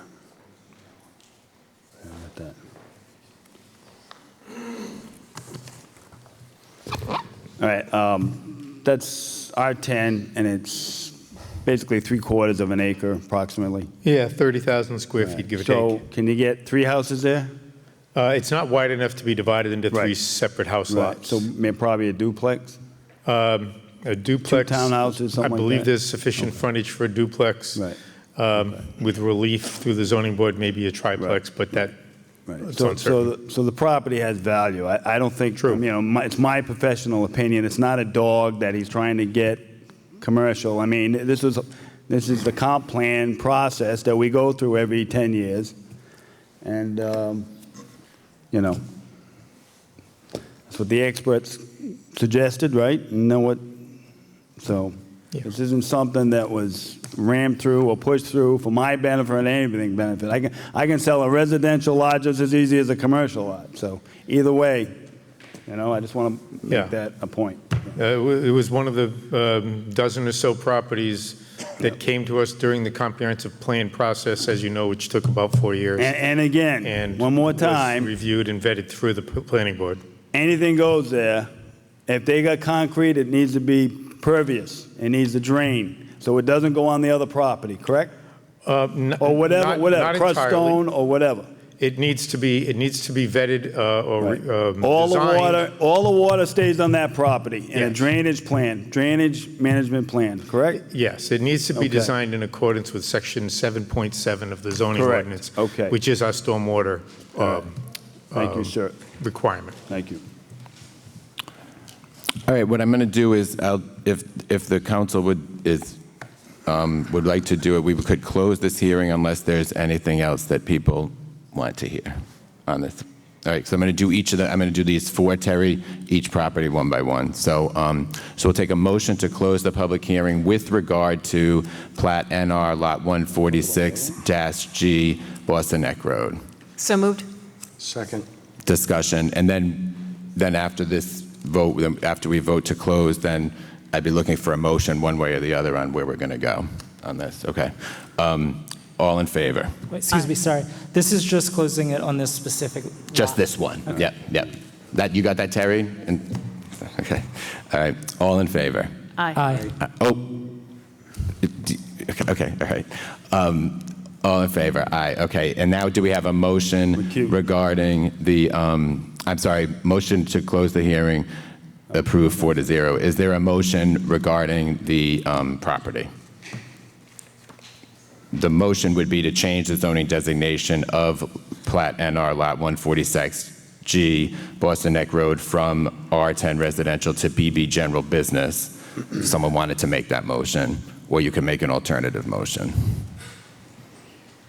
There's no motion. I move just to keep this currently as R10 zoning. All right, so I have a motion to maintain this Plat NR Lot 146-G to maintain it at R10 zoning. Is there a second to that? Second. All right, any discussion? All right, so the concerns that have been raised about traffic on Boston Neck Road are something that consistently comes up when there's changes to commercial properties. So all in favor? Aye. Aye. Recuse. All opposed? Motion approved 4-0. Thank you, everybody.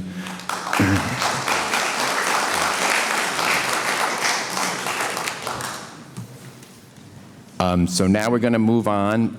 We still have our open public hearing to the Plat P, Lot 292 Westmoreland Street, and this is a change from R40 residential to IA industrial. I'm going to ask the applicant or his attorney to come forward.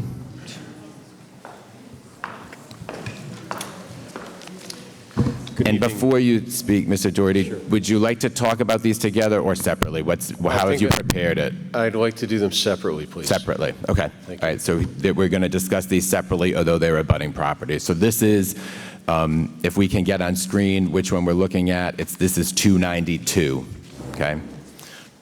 Go ahead, Mr. Doherty. Okay, thank you very much, Mr. President. 292 is a approximately 2.5 acre parcel of property. And this one is the larger one that abuts the Glen Oaks property. And I understand, I apologize, I was not able to be here for the April meeting. Otherwise, we could have addressed some of the issues that arose there specifically. I was out of state in Florida. But we've done a lot of research and reflection on some of the comments that were made at the hearing that night, and also some of the suggestions that were put forth. And right now, as it presently zoned, it's an R40 piece of property, but it does have some constraints in there. There are some wetlands. I know that there were some concerns over the Glen Oaks property, wanting to maintain a buffer and have some greenery in there as well. And that's fine, and I think that's going to be borne out by some of the limitations on the property in terms of the wetlands that are present. Although it is a developable piece of property, particularly with respect to the central portion of it. That being said, though, we've taken into consideration council members' comments at the public hearing about how this would be an ideal place to do some sort of a residential development with a component for affordable housing, not low-income housing. We're not talking HUD subsidized housing, but we're talking about something that would be for teachers, firefighters, town hall employees, things like that. And that's something that we certainly need. I mean, the town has nowhere near met its 10% target of affordability. However, what we would like to do, obviously, right now it's advertised for an IA designation. And on behalf of my client, James Durkin, we don't really have a problem with you wanting to put this into more of a residential category. However, what we would like to do, obviously, I think if we were going to look at doing something along the lines of meeting some housing needs in the town, is we would like to see it put into an R10 so that what we would be looking for wouldn't be overbearing relief from an R40 in terms of what you could develop there versus an R10. If you were to develop some component of affordable housing with this, that would give us density bonuses right off the bat, which I think could work in some form of a cluster development or something similar to what they have at Glen Oaks right now. The neighbors' concerns could certainly be addressed in any development, and it would have to go through a planning process and zoning process. But I think you would find, due to the constraints on the property, that a lot of the buffer area would be left there. But keep in mind as well, too, we'd probably have to centrally locate it, because if you've been, I was on the property, I've been there a bunch of times, but I was there specifically today, too. And one of the real hard constraints that you have on this is that it's across the street from the sewer plant. I think it can work based on location. There's predominantly southwest winds there, so obviously the smell isn't a huge recurring issue over there. It would only be directly hit if there were, I think, severe northeast winds that would be hitting this. But we would like to, work with that, work with some of the suggestions that the town council had. So we would be happy to not have it zoned industrial if the council sees fit to try and have this piece of property serve a need in the town. We're open to suggestions on that. Of course, if you want to see fit and have it zoned IA, we'd be more than happy to do that as well. But I understand, and I've spoken to some of the abutters from Glen Oaks just walking in here this evening, and I can see their concerns. It's 6 of one, half dozen of the other. But we do need some form of relief being granted, or some change to be made over there, just simply because of the proximity to the plant and some of the constraints there. But if you have any questions about it, I'd be more than happy to answer. But I've spoken with council as well prior to being here tonight, and we're willing to work with the town, and we're willing to work with the abutters. So I don't want to short circuit the hearing process.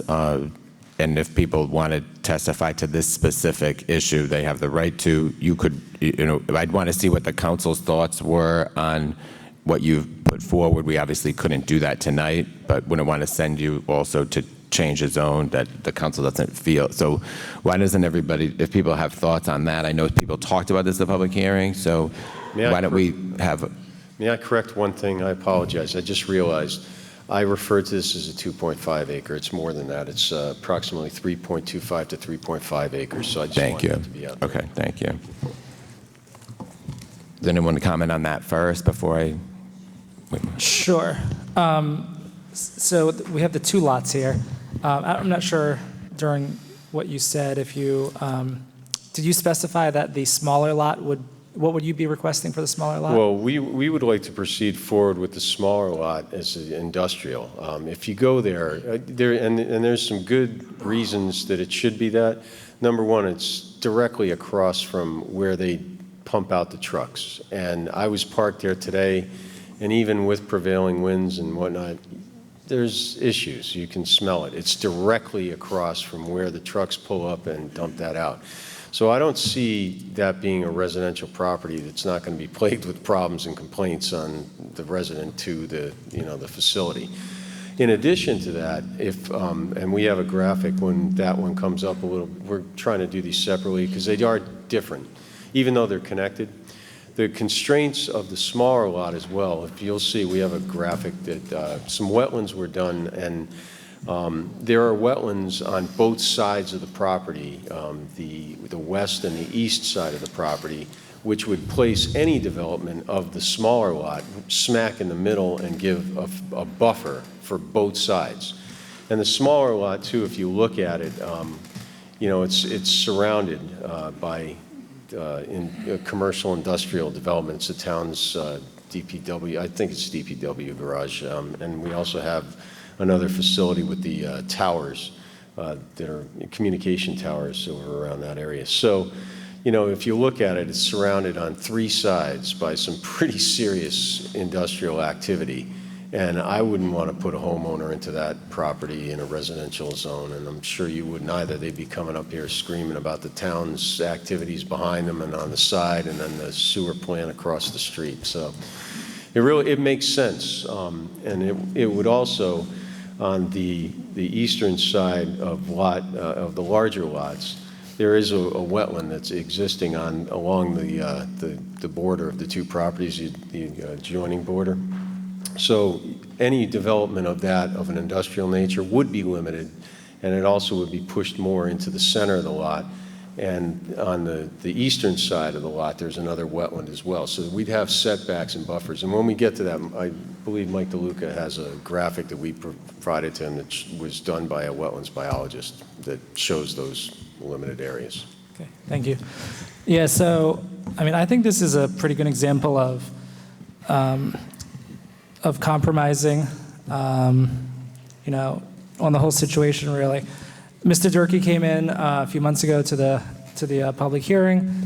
Obviously listened to what everyone was saying up here, listened to what people in town were saying, people that live at Glen Oaks, and in my opinion, I think is presenting something that really is giving a lot back. It really is a compromise, and I would commend him on being flexible with that lot and coming up with something that checks off a lot of the boxes. And I think that having the R10 zone would be a benefit because if we're going to do some affordable housing, I think you want to get as much as possible in there. I know the people at Glen Oaks are probably not going to be thrilled to lose, wooded land, but you can't get everything you want, and you're still getting residential as opposed to industrial. And then the industrial lot is pretty small, so it's not going to be a large industrial complex. It's probably one building farther back away from Glen Oaks. So I would support this plan. Yeah, and just in following up too, I've spent a few hours with Mr. DeLuca going over the property, potential uses, what the town's needs are, what the town would be looking, for in terms of any residential development of the larger lot as well. And we haven't really found, speaking for myself, on behalf of my client, we don't have a lot of pushback on many of these things at all, so I think I agree, I do think it's a good compromise.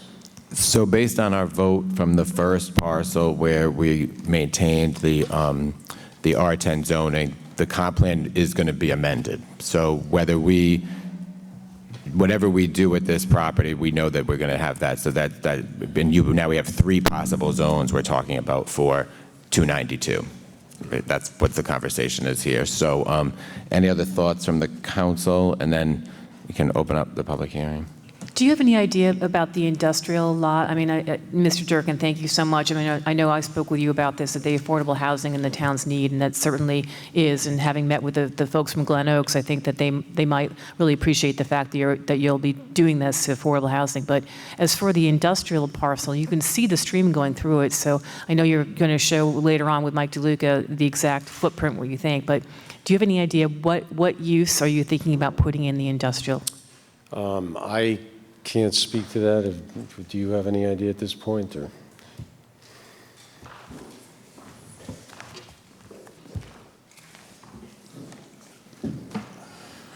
Jim, do you want to state your name and address? James Durkin, 375 Ocean Road. Raise your right hand. Do you swear to tell the truth, the whole truth, and nothing but the truth? I do. Thank you.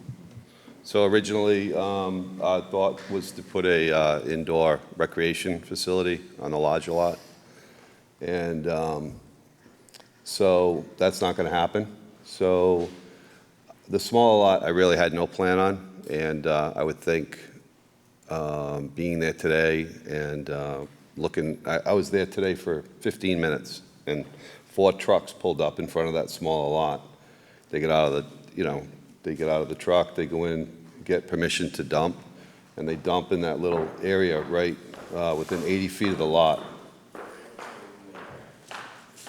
And right there, that's where they open up the back of the truck, and that's where they dump, and it's fine. But I mean, if you lived there, you wouldn't want it. So I think maybe like a little building where somebody can go do something that, they can't do in their backyard, like fix boats or, work on a truck, or I don't know, maybe just a little scientific lab or something. Nothing that's going to pollute the wetland or anything like that, Because I know one of the concerns from the meeting with Glen Oaks, they were concerned about increased traffic coming down the road. So you're talking about a small building that might have a mechanic or something, maybe 1 or 2 people, 3 people. Yeah, there's wetland strips on both sides of the lot, so you have to have there's not much you can build on it. So it'll probably be as big as a house, but it would be something that you could actually do there, and I think they would do it during the day. But I don't have a plan. Yeah, and with respect to the physical characteristics of the property too, I was on there today on site. I walked the street front perimeter of it, or not perimeter, the street frontage of it, and you could see the water off towards the town's DPW garage, clear as day, right there. There's a wetland there, and as I said, on the western side too. So the property itself is very limited. It's not going to be lending itself to any kind of large-scale development or any massive parking lots or anything. It's a very, it's a small piece. The location, what they have there, I can't see it being anything that would generate any large amount of traffic whatsoever, from a development perspective. I just can't. Thank you. And Mike, we could, as we have done in other projects, we could take a look at the uses for under that code and go back and eliminate, so we can make sure. Okay. Yeah, and one thing that I'd also like to say in defense of the council here too tonight, I was in the town, and I'm sure a lot of you were too, that this comprehensive plan and the zone changes that were put forth by the planning board were the work of countless numbers of meetings, countless hearings, public input was taken every step of the way. This isn't dumped on you. It's a state law that puts this burden on you to change the map to reflect what is in the comprehensive plan and the future land use map. So you've got a statutory obligation here. You're taking other things into consideration, and you're actually being proactive, whereas most councils in other cases in cities and towns would just go ahead and grant this as a matter of fact because it's already been deliberated on for a period of years. So I think with all due respect to some of the comments I heard, I think you're to be commended for paying extra special attention to the little idiosyncrasies that are coming up with these lots and working with the abutters and the property owners to do something about it. But people should know that in the public, that this was a process of many, many years, many, many public hearings, planning board, zone, everyone was involved in the town, department heads and whatnot. And this is just the way that the government has seen fit to set out the process statutorily. So So we're going to open up the public hearing. Now, this new, if other council members want to talk before that, this proposal puts a little wrinkle into the conversation that people can comment on, but go ahead. So just so we have it for the record, either Mike or Steve, does this property have to be rezoned in order to make affordable housing? It's a tough question. It's not an easy. No, it doesn't. No, it doesn't. But if you rezone it to industrial, that would be the Right, issue. I understand that. Yeah, So if the that's the zoning was distinction. left as it is, Right. it could be affordable housing, and it wouldn't restrict anything of how many units could be put on it? No, in the case of comprehensive permits are the terms we use for the affordable housing developments. In the case of comprehensive permits, the development plan is conceptualized by the applicant, and the density is set forth by agreement between the applicant and the planning board based on the number of units that the site could actually physically support through, with the considering the utilities and facilities that support residential, and the ratio of the affordable units to the market rate units. So leaving it as is, it could be... Doesn't negate, to finish your sentence, Right. Councilman, In other doesn't words- negate the potential to ask for affordable housing development. That's Right. true. So, I mean, if we change it to R10, somebody could go in there if they choose to and put up houses versus affordable housing. If you change it to R10, then it's available to be developed at the R10 density. Right. So if it's left where it is, pretty much if you're going to build something there and we're looking for the affordable housing, it would have to be the affordable housing. Well, I can't say that for certain, but I think I understand where you're going. The density at R40 is 1 unit per 40,000 square feet. At R10, it's 1 unit per 10,000 square feet, so it's 4 times the amount. Okay. So the proposal is a change to industrial, which would allow for industrial uses. That's what's on right the now. table We have today. R40 in front of us, which is it requires a lot more square footage for you to build a house than an R10. That we've heard this R10 argument come forward tonight, which would allow more single-family houses to go on that parcel. So those are the 3 things being looked at. Anyone? May I add one thing into the mix of this? Sure. Please, if you don't mind. If you could show, if you also, is there a way to, do you want to, are you more into the R10 or the industrial, or do you want to Yeah. still have the public hearing? I mean, there's a lot of dynamics now opened up. I don't think we need a public hearing for the industrial right now, because I think you're going to hear people coming out of the woodwork saying no on this particular lot. And I think my client is amenable to doing something here. But what I would like to suggest here, what Mr. DeLuca said was true. You can apply for a comprehensive permit in just about any lot, However, when you do apply, you have to ask for waivers, relief from zoning, and the planning board sits as a super permitting body. The site does have wetlands constraints on it. It's a 3.5 acre site, 3.25 to 3.5 acre. So if you look at this, and if you leave it as R40, we're going to be asking for a heck of a lot more relief versus an R10. The constraints of the property, I mean, you're not going to see a skyscraper or a 70-unit apartment building over there, or anything approaching that magnitude.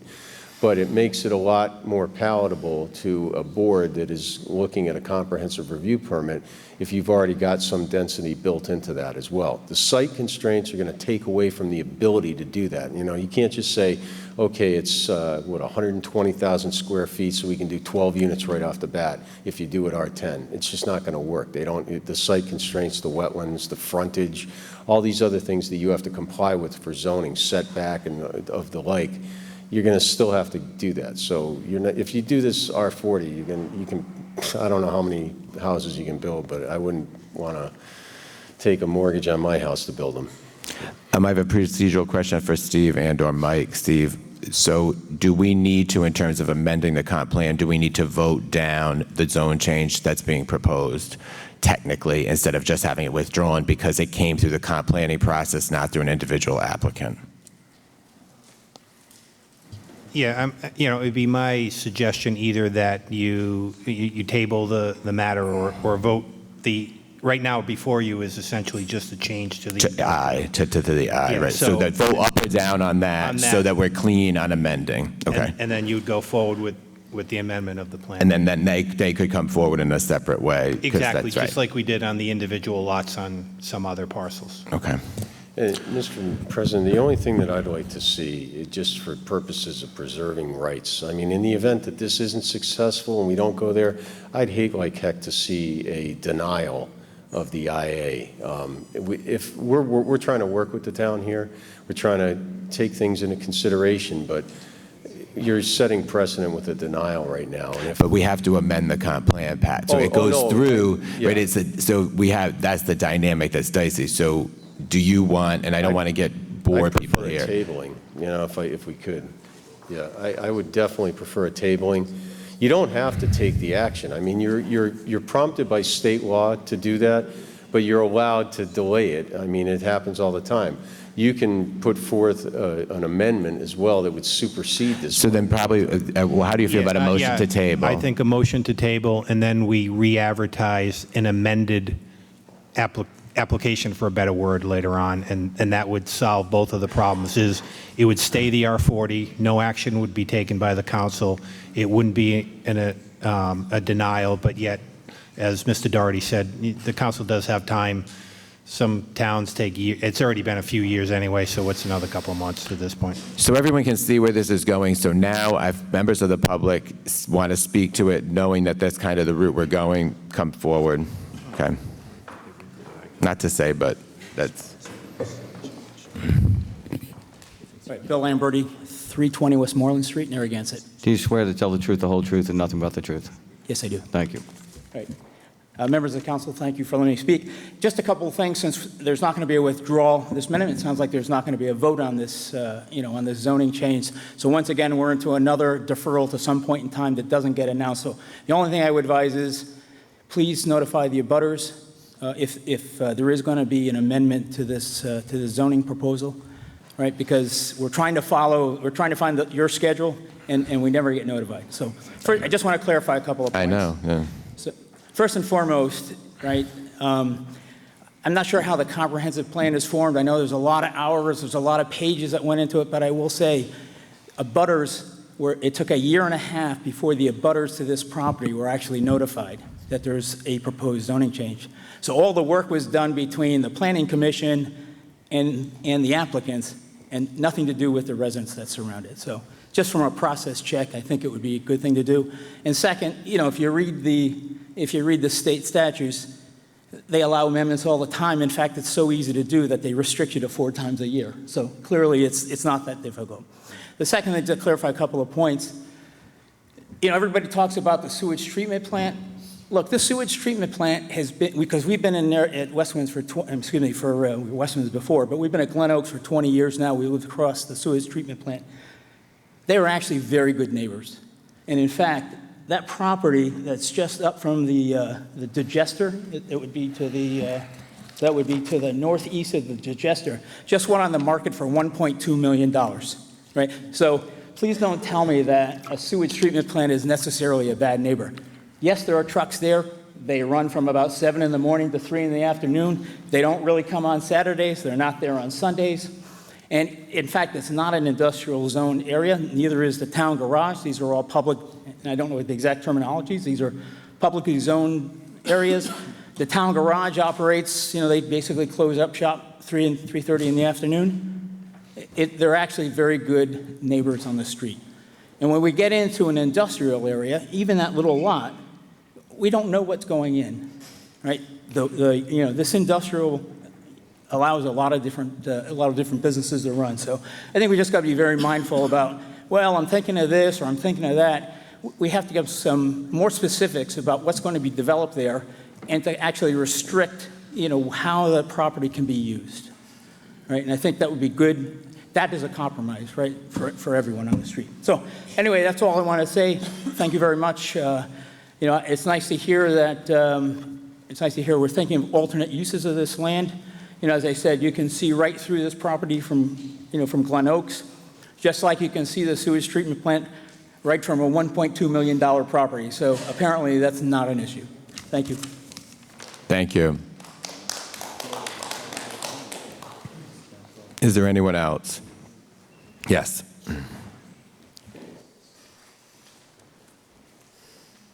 Hi, I'm Lynn Masson, 320 Westmoreland, Narragansett. Would you raise your right hand, please? Do you swear to tell the truth, the whole truth, and nothing but the truth? I do. Thank you. I know this is probably not going to be voted on today if I understand my procedures correctly, but I just wanted to thank you for listening to the members of Glen Oaks, and I want to thank Jimmy Durkin for listening also. It's kind of, it's nice when you live in a small town. I don't really have that much involvement with government, but it's kind of nice to know that you can get up here and you guys are listening. So thank you very much. Thank you.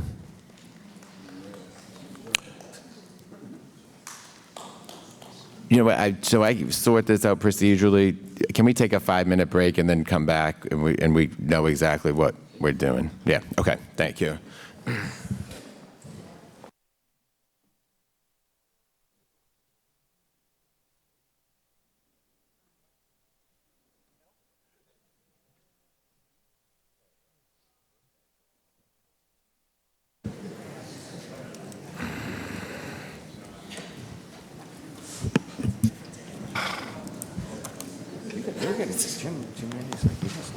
So thank you, everyone. I wanted to sort out the procedural piece of this because it is somewhat unclear. As you know, there's an amendment to the comp plan at the same time as a change to the zone. So, but in this case, that's not what's going to happen. So I'm going to turn it over to Mr. Marcella to explain what we're going to do based on this conversation about a possibility of changing this to an R10 zone. Go ahead. Okay, thanks, Matt. All right, so because there's essentially two items on the agenda, one is the comprehensive plan and one is the zone change. What I'm going to recommend is that we continue the matter to a date certain, and that date is November 4th, 2019, for essentially the process to move forward.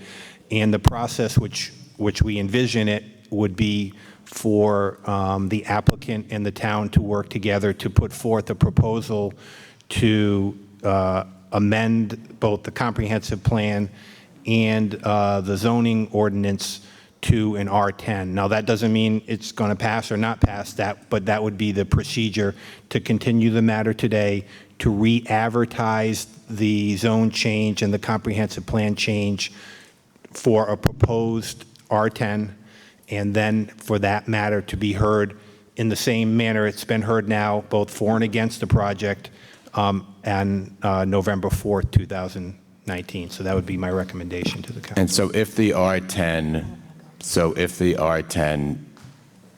discussion goes well, then essentially the applicant wouldn't push for the November date.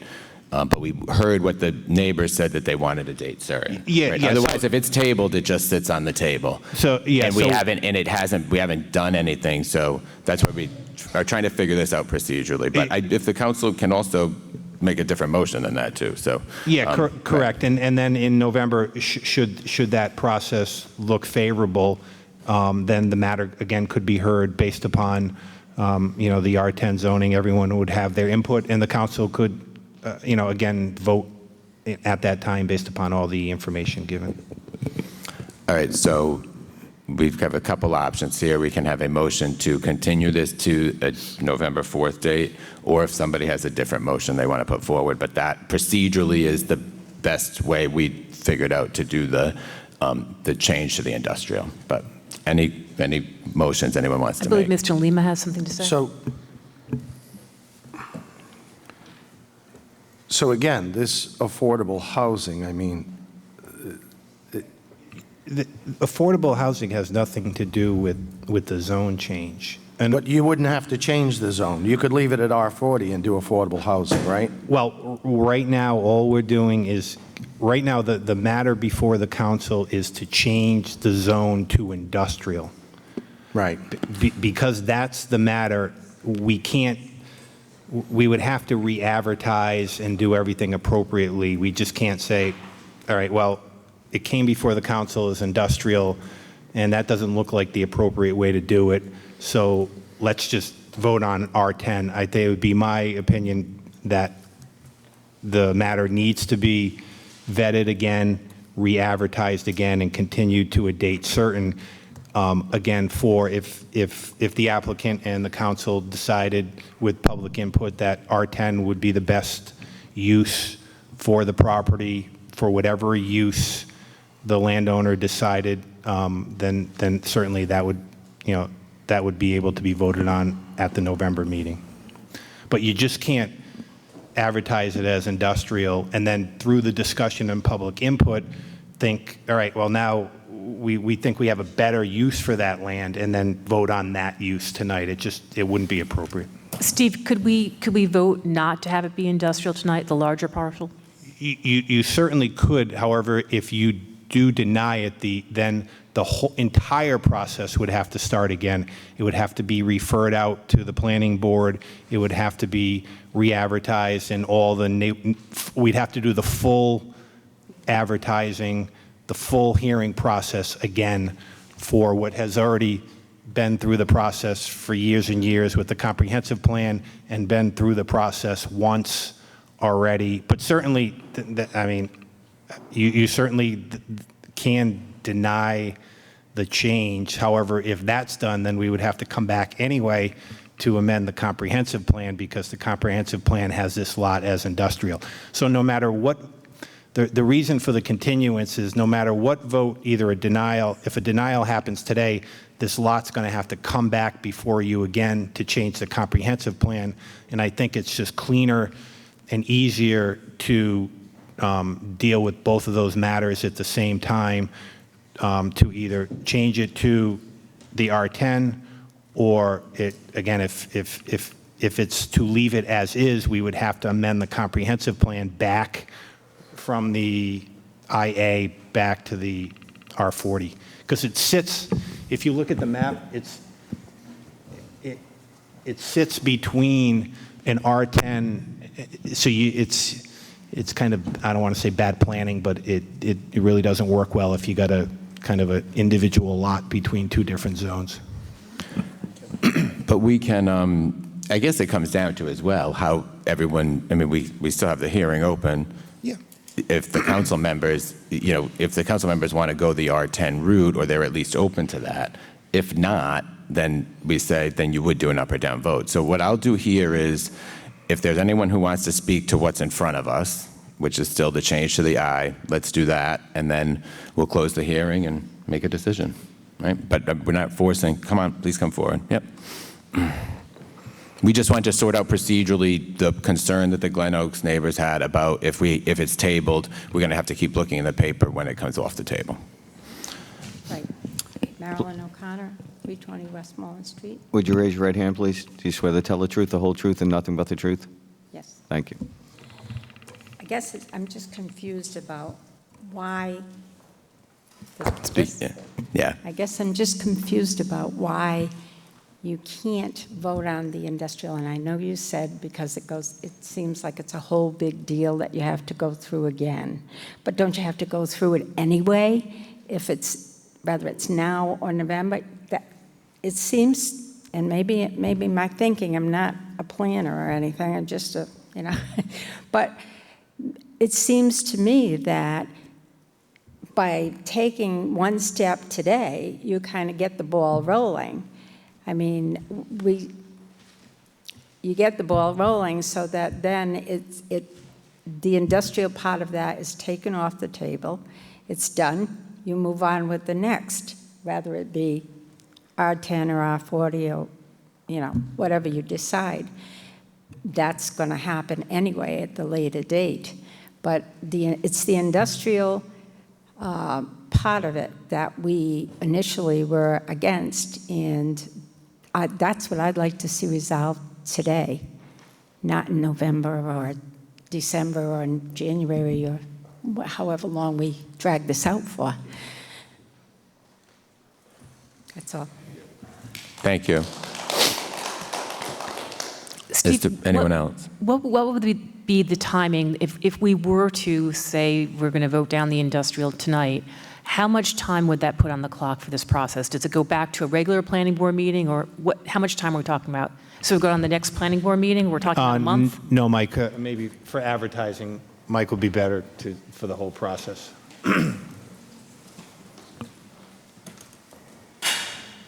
Well, we'd have two actions to take. One is to amend the comprehensive plan land use map, the one I keep shooting up there on the wall, and the other is to submit for the public hearing for the zone change.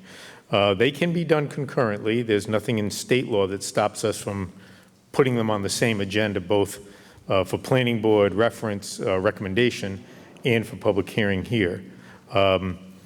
As the suggestion is to go to the early November meeting in the procedures laid out by Solicitor Marcella, we could probably still meet that timeline if you were starting over from scratch.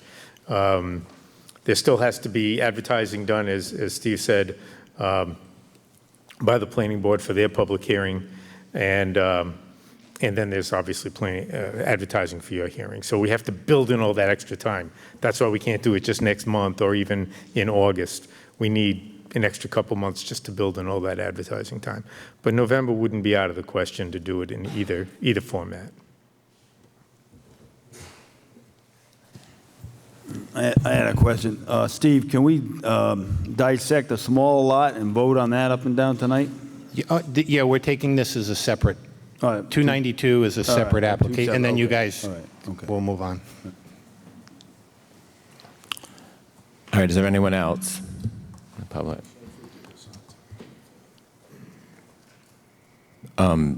Any other comments? No? All right. So then the question is going to be now, here we are. Do you want to close the public hearing or do you want to continue it? I mean, the council, so if someone wants to make a motion to that effect. Let's have some order. And you've heard the procedural piece of it, but we also, it is in front of us as a change to industrial, so it's really a pledge of the council. And there's anyone else. We can continue it or we can close the hearing. We're talking about 292 specifically? Yep. Let's make a motion to close. Is there a second? Discussion. All right, all in favor? Aye. Aye. To close it. To close? Close it, I guess, yeah. Aye. No. All right, motion approved 4-1. Okay, so and then is there now a motion on the property? Motion to deny the change to industrial. Is there a second? Second. All right, discussion on that. All right, all in favor? Aye. Aye. Aye. Abstain. No.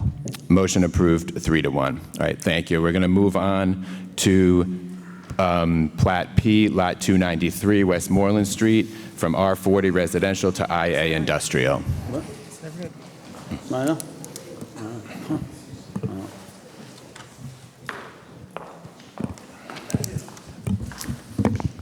Members of the council, Patrick Doherty representing the applicant, or the property owner, Jim Durkin, and Becky Durkin, I believe, on this one.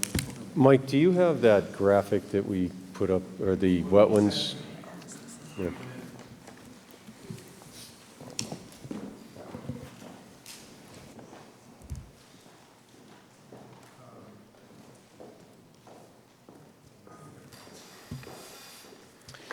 While he's getting that up, this is, as I said, a much smaller property. It's currently zoned R40. It's 0.812 acres is listed in the assessor's map. There are some wetlands constraints, as I said, on the east and the west boundaries, which would limit any development to the central portion of the property.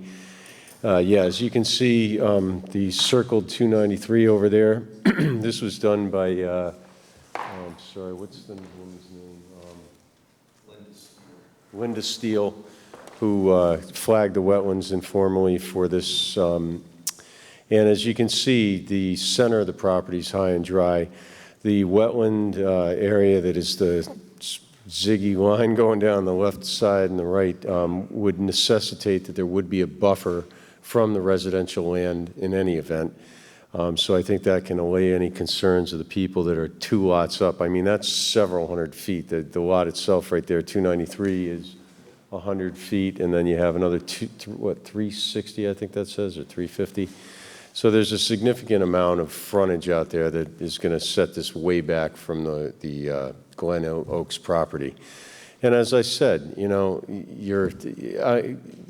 what the gentleman said about the listing of the property being 1.2 near a sewer plant, well, go there. Go spend your time, take a ride there, and stand there outside of your car, or even in your car, when those trucks are coming through. I had to shut my vents. When I got out of the car, and the wind was not that strong. So we have a piece of property here that has some severe physical constraints and surrounding characteristics of the property around it, namely that sewer plant. My client would like to develop this property. It adds something to the tax rolls, and after hours upon hours upon hours of meetings and public hearings and review of the comprehensive plan and specific discussions of this particular piece of property as well, the planning board and the town council saw fit to approve that as in the future land use map.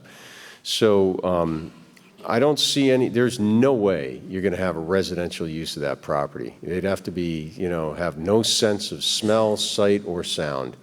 It's just the way it is. And some pieces of property are meant to be industrial uses.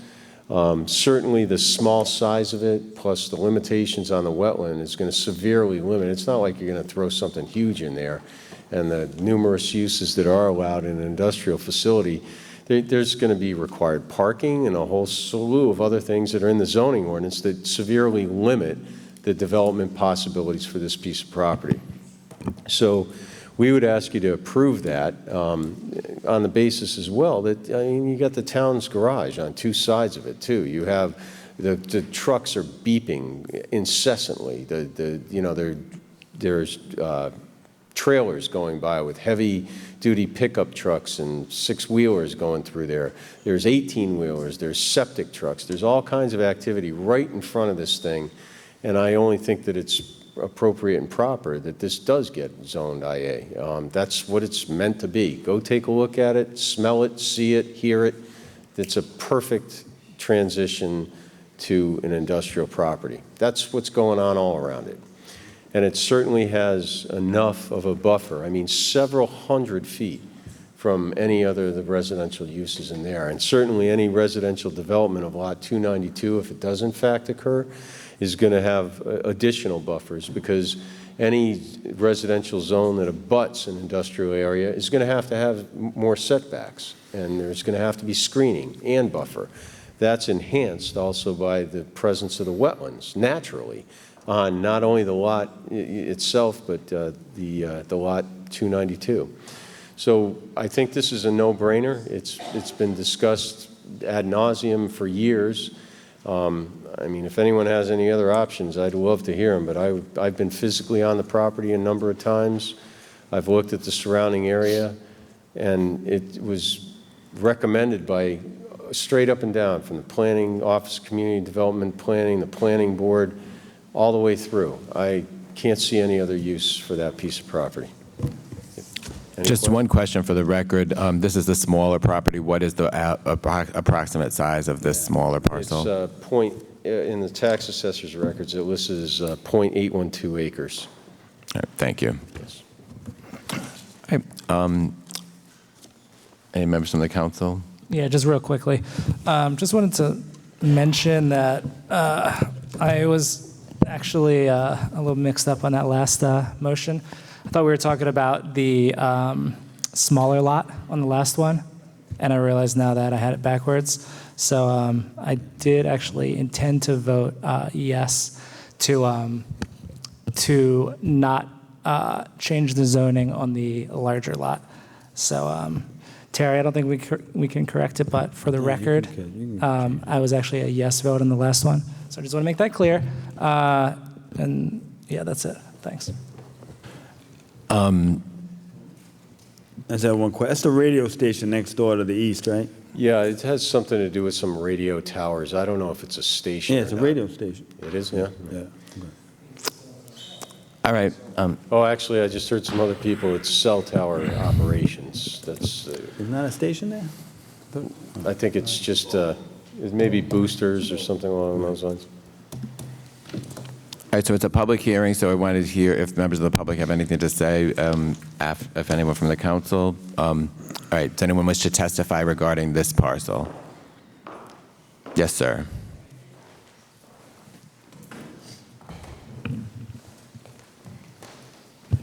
Bill Lamberti, 320 Westmoreland Street. Would you raise your, I'm sorry? Lamberti? do you swear to tell the truth, the whole truth, and nothing but the truth? I do. Thank you. Thank you again. Just a quick comment. I have really no objections to changing the zone to 1A. Just a couple of things I think that are mischaracterizing the street. You know, again, you go there on a Saturday afternoon or Sunday, there are not trucks running up and down the street. There is not a lot of sewage smell going on. I'm not really sure, you know, what exactly he ran into. But anyway, it's not it. The only thing I would suggest is that the council consider restrictions on what type of operation can go in on a 1A. That's a pretty broad characterization, and so I think we should put some restrictions on it.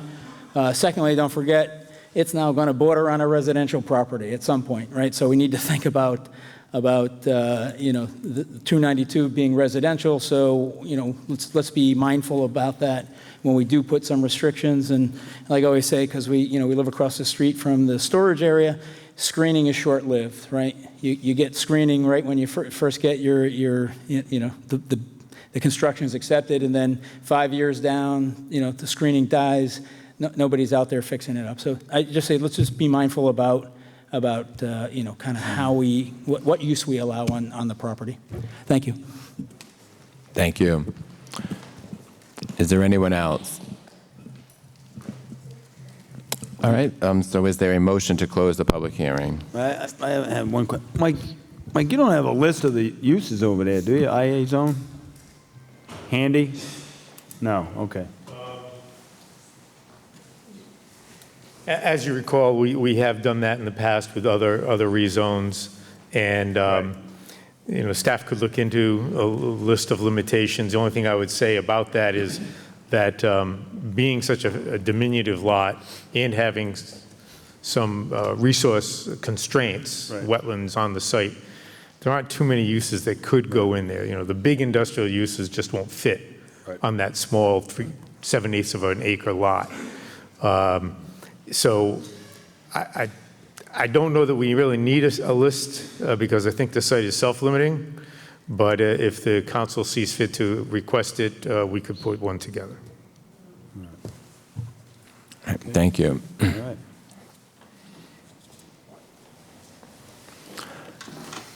So we have a motion to close the hearing still on the table. Any further discussion of that? I'll make the motion to close the hearing. Second. All in favor? Aye. Aye. All opposed, motion approved 5-0. And is there a motion regarding the change of the zoning designation for Lot 293? Is there a way that we can change it tonight, but also to have in the fact that we want to take a look at the restrictions and take a look at that list? I know, Mike, it sounds, what you're saying is probably 100% accurate, but we're looking at some homeowners and some future homeowners that we're going to want to make sure we protect them as well. So if we could take a look and limit to what could be put in there. And again, I have to thank Mr. Durkin so much for coming here and for working with us with the affordable house. And we certainly want to make sure that you can use your property, but we just want to make sure it's in the best capacity for a residential abutter. So if there was a motion, we could potentially amend it to include what you're talking about. So if Yes. there's a motion on... I mean, we wouldn't be able to vote on that tonight. 'Cause Yeah. Who calls the shots? Who's the gatekeeper of what goes there and what doesn't go there? Well, there would be a list of different types of businesses that we could say are acceptable. I know, but somebody... Can we get a motion on the table first from somebody regarding what we are going to do with this property? I'm motioning to do an up and down vote for IA zone. All right, is there a second to that? Okay, is there another motion?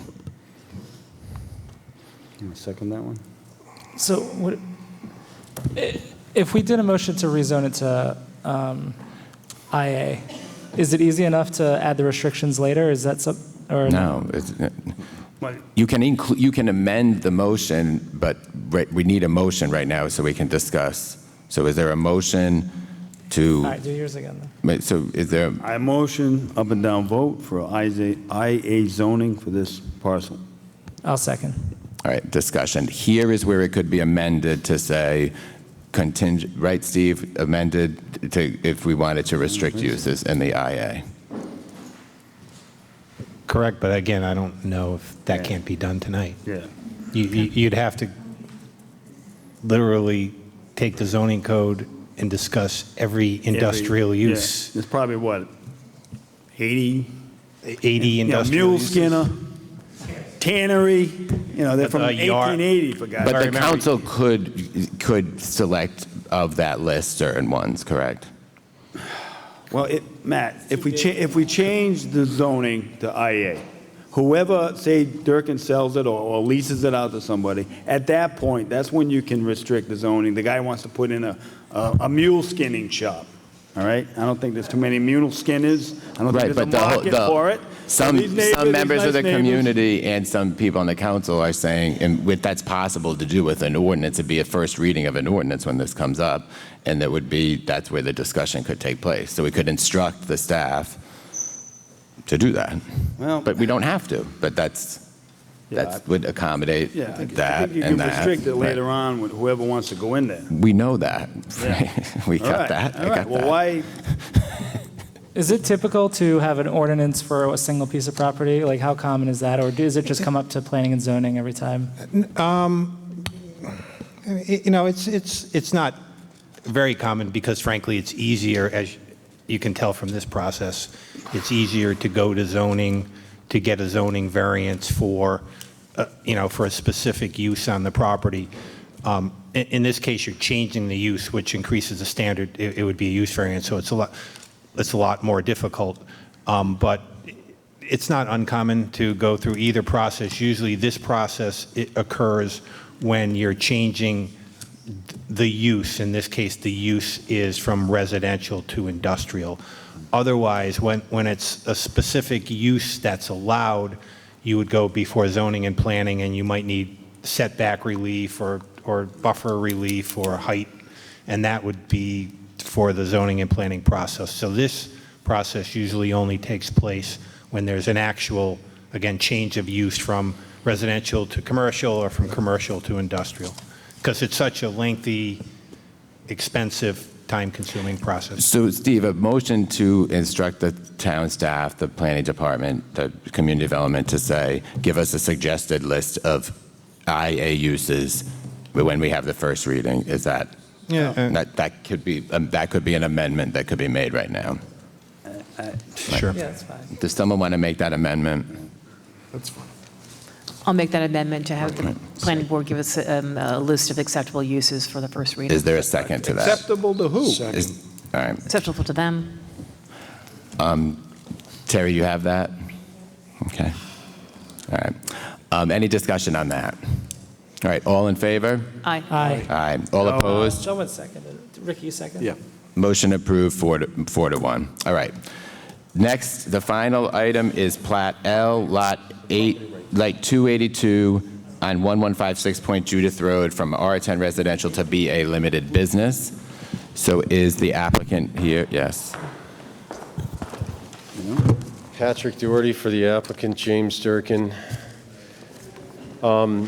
This is a unique piece of property in that it's already split zoned. The majority of it is zoned BA, and then there's a small component that's zoned R10.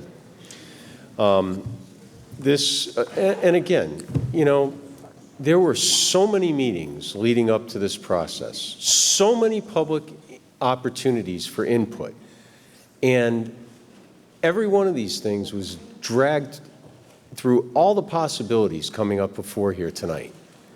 I didn't hear any of this at any of those meetings that took place over the years that everyone had notice of, that they were in public advertisements with maps, with uses, with all sorts of things on it. And frankly, my client is now going to be put to the expense of coming through and arguing the same, or not even arguing, going through the entire same process all over again.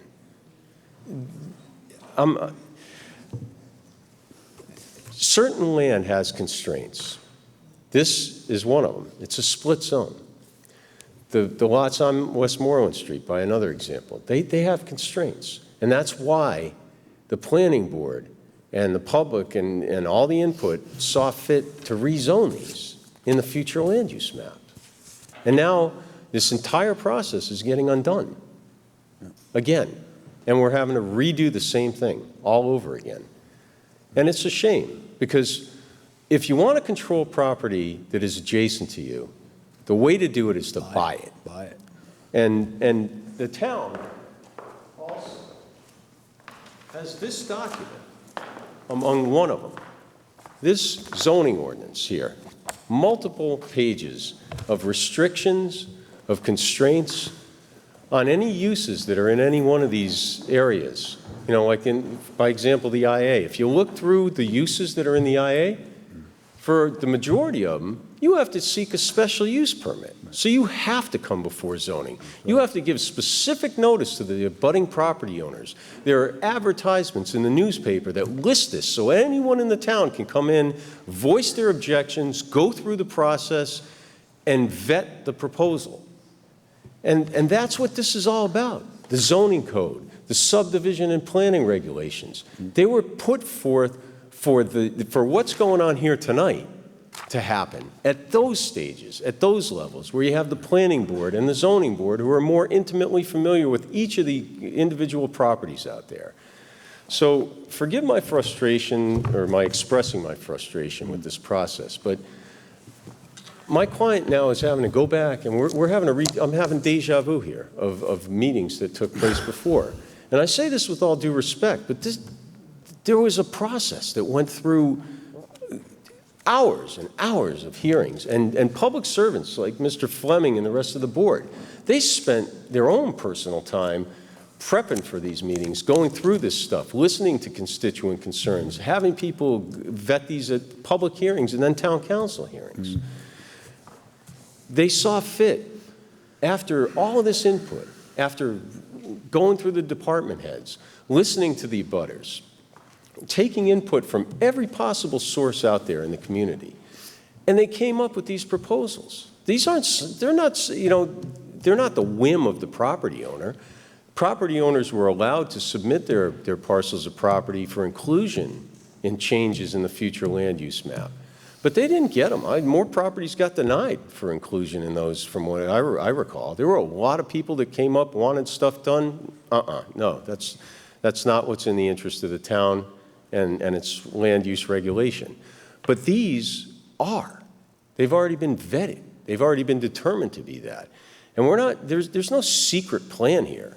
There's just an opportunity of a businessman who's invested his life and a lot of money in this community to try and build things and make it better. I can say this from the heart.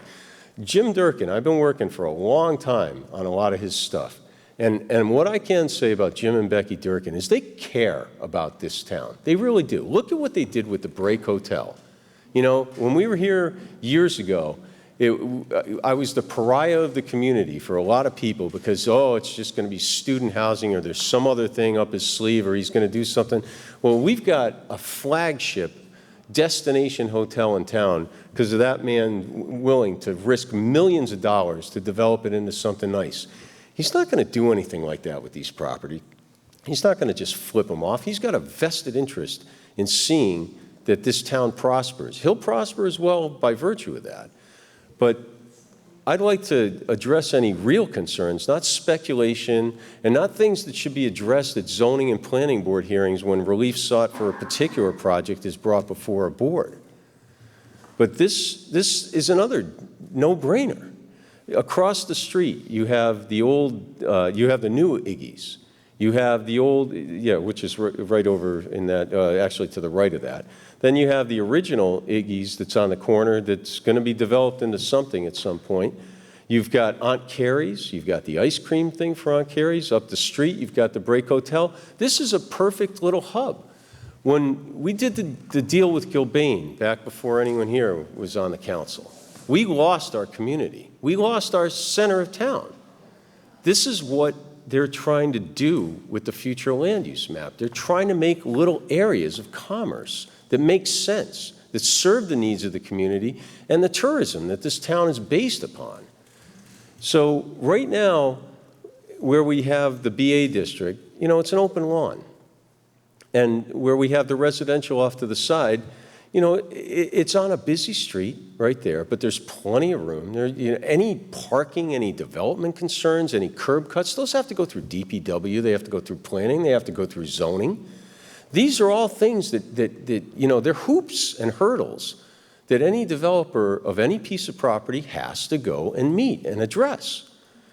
So I'm asking you to seriously consider this as a reasonable proposal. The direct abutting owners, they have expressed no objection to this. You know, I've heard that there's a concern because of a dead end of a street. That doesn't carry through the property. It's not a continuation.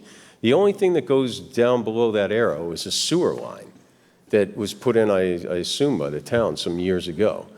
But this is another opportunity to make this a nice place. You know, I mean, people come to Narragansett. People come from all over the country. My niece is coming from New Jersey to hold her wedding here in August. Why?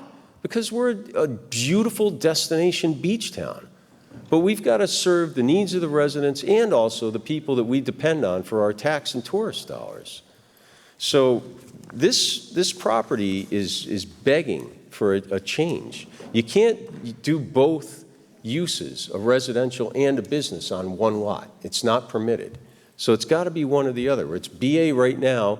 We're asking you to zone the remainder of it BA so something can be done with this. And look at what he's done. Look at what he's been doing. He's building nice things. He's making this town proud. I mean, every abutter that was back there for the break now, all their concerns, everything that they were worried about, I haven't heard anything in opposition to that. And in fact, I see a lot of those people walking in and out of there now. So I'm asking you to seriously, don't get distracted down the issues that will be addressed at any planning or zoning board meeting for any potential project or development. And look at the limited. BA is a limited, all right? It's not wide open business. There are very restricted uses in there, and a lot of them need relief that are going to go before the board. There's going to be a certified mail sent out to each and every abutter within the radiuses. That's where that takes place. That's where these issues get addressed, not here before this council. Those things were addressed for years prior to us getting to this point. Mr. DeLuca had gone through with us at the beginning, but it was at the beginning. This is the fourth one, just the geography of this so everyone is clear what's changing from R to BA, the exact boundaries of the lot.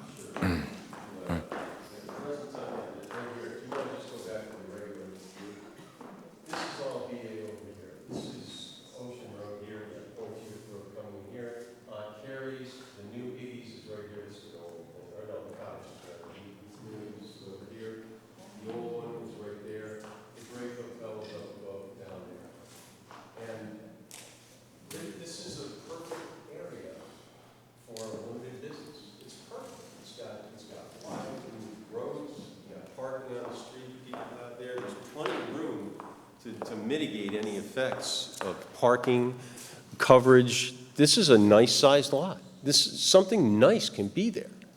And the area that it's in, if you look at what Iggy's built, you know, I fought that tooth and nail. I have to admit, I did.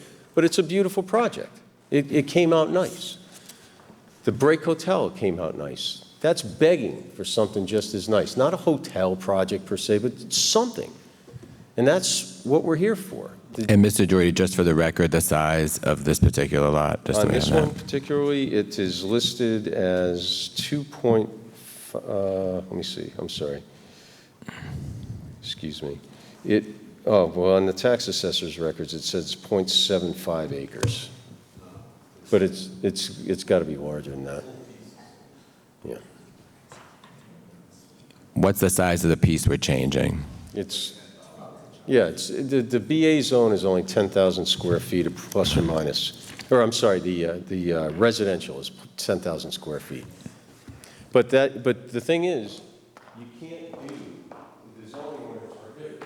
Both business, BA use and residential. So when you build one or the other, you can't build the residence over in the BA per se because you're violating that. You can't build the BA over there. So you're taking a piece of property that's in a prime location and you're severely limiting it. All right, thank you. Are there any questions from the council? All right, is any member of the public like to testify? Mr. Fleming.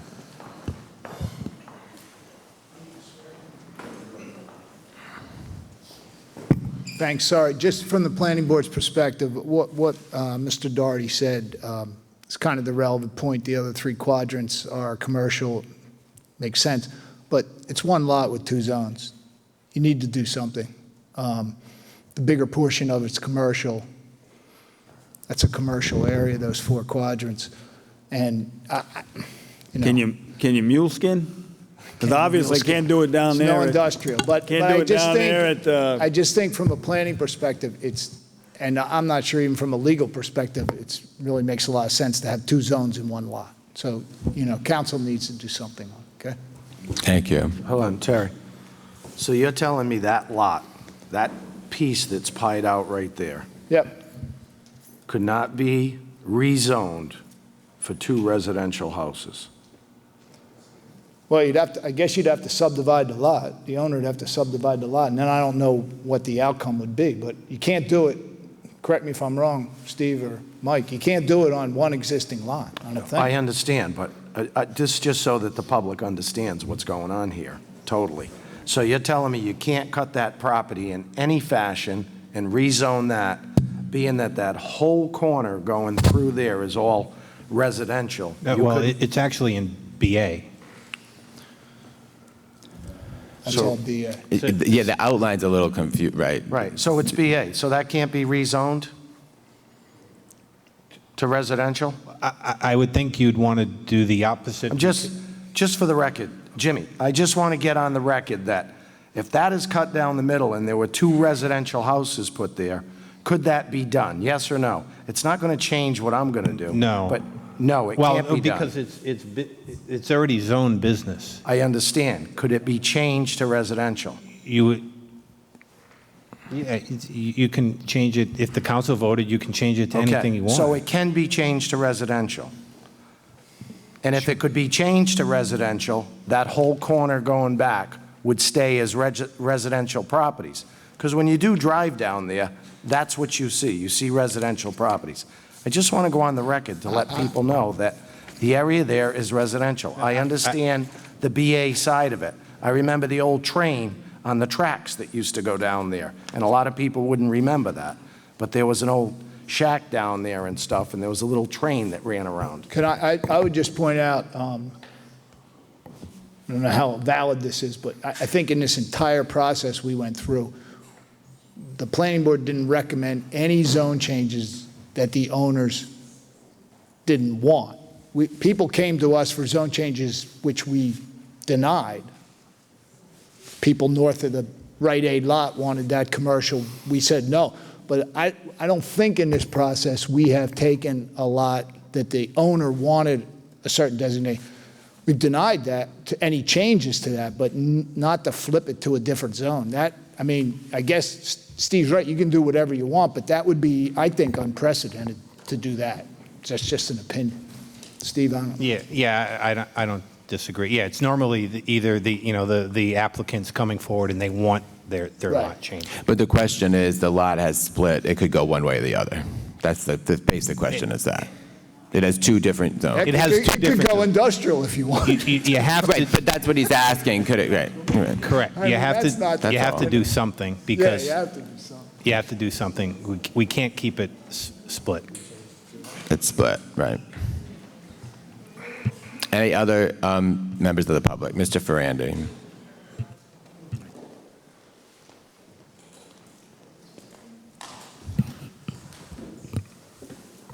Stephen Ferrandi, 44 Sylvan Road. Steve, would you raise your right hand? Do you swear to tell the truth, the whole truth, and nothing but the truth? I do. Thank you, Counsel. This seems like an interesting situation of how we got there in the first place, of how we could have a BA zone and an R10, whatever that is there. So was that recently put on? Was that 2 lots and recently merged within a certain time? Does anybody know the genesis of how it happened that way? As far as I am aware, it's always been BA, the zone right there. And generally what happens is instead of having irregular lines when they pass a zoning district, they usually just put straight ones if they can. Right. And I think that's what happened to that one. Okay. My concern also is there's another little caveat in the BA zone, and it was changed actually when the applicant built his hotel, I believe. And that changes the height limit to 40 feet in a BA zone for an inn, specific inn, but you have to have more than 20,000 square feet of property. So I don't know if that BA zone alone is 20,000 square feet. If it isn't, then if you grant this relief, you'll be actually granting a possible inn at a higher rate of 40 feet of height. You can see there's residential properties behind it. So every time, you know, there's a zone change, it always kind of, lack of a better word, affects everybody else in the neighborhood. So I just wanted to make the council aware of that, if you'd be rezoning it. Do you know the actual square footage of just the BA zone? Well, just to address your concern about the thing, that lot up above there, that's over 20,000 square feet. He could build an inn right there right now, if he wanted to. Let's try to make it testimony, Yeah. right? And question, I get it. That's a separate lot. I'm just talking about this particular lot. Yeah, but Okay. I mean, but if there was an inn going to be going in there, it probably would have already gone in on that lot. We control that lot as well. So and again, this is. That's fine. I just asked if it was 20,000 square feet or not. That's all I asked.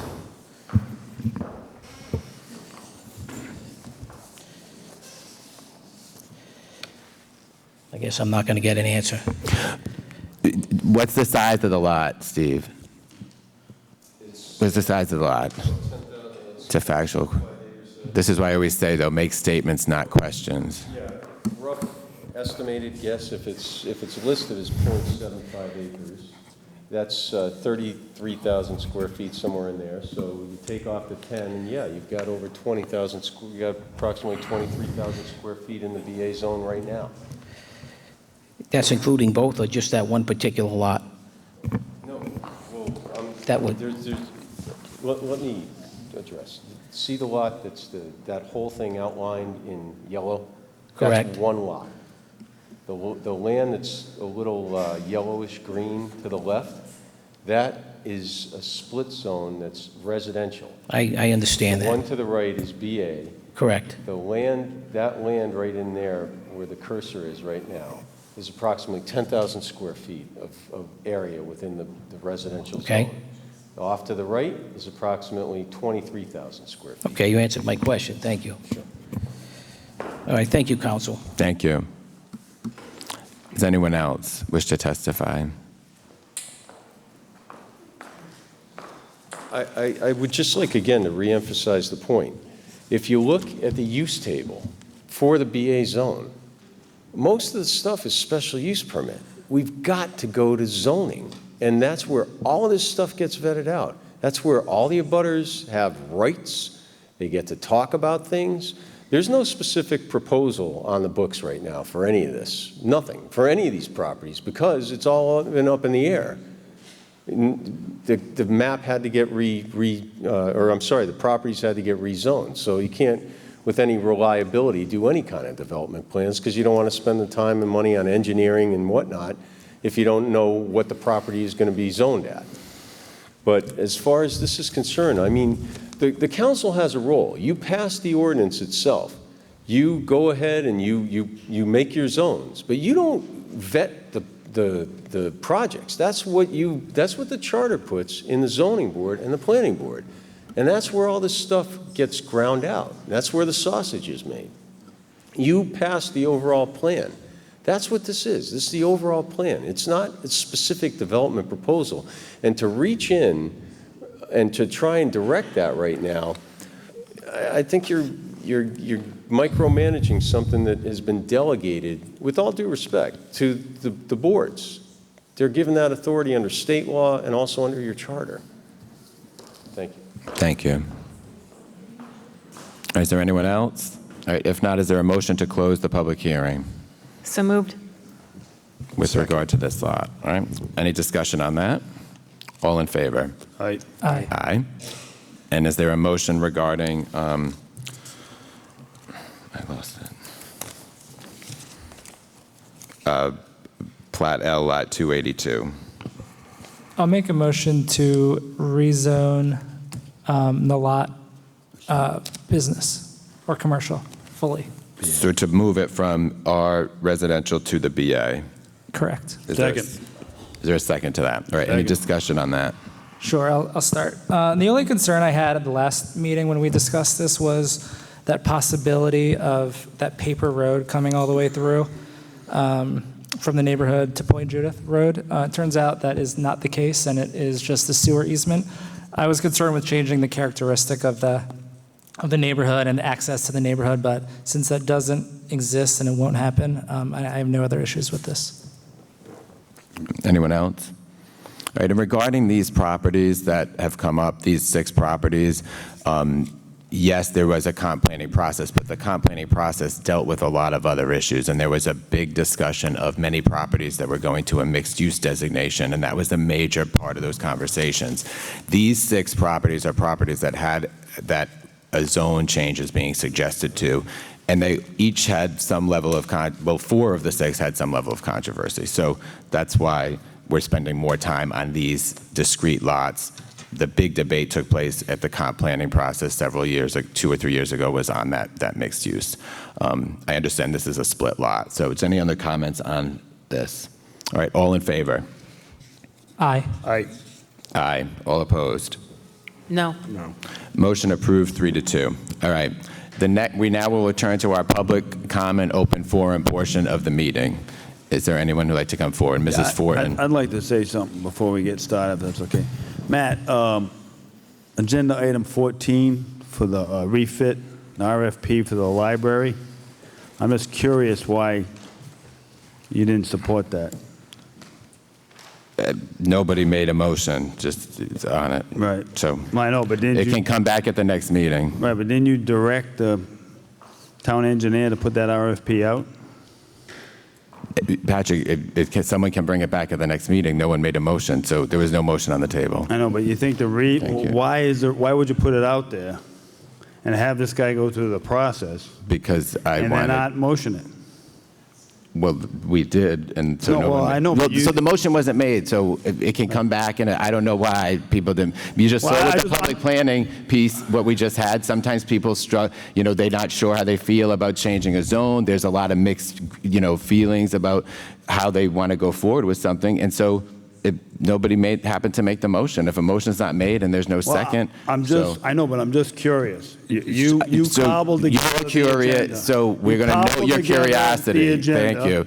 And then you put it out there, and then you don't support it, or you don't. I still support, that's Robert's Rules of Order. So do you have a public comment? Do you have a statement? This is not a question and answer session. Okay, then I'll make a statement. I'll make a statement. Go I think ahead. the reason you and your crew here didn't support it is so you can run to the Providence Journal and tell them, well, we tried to fix the library, but nobody supported it.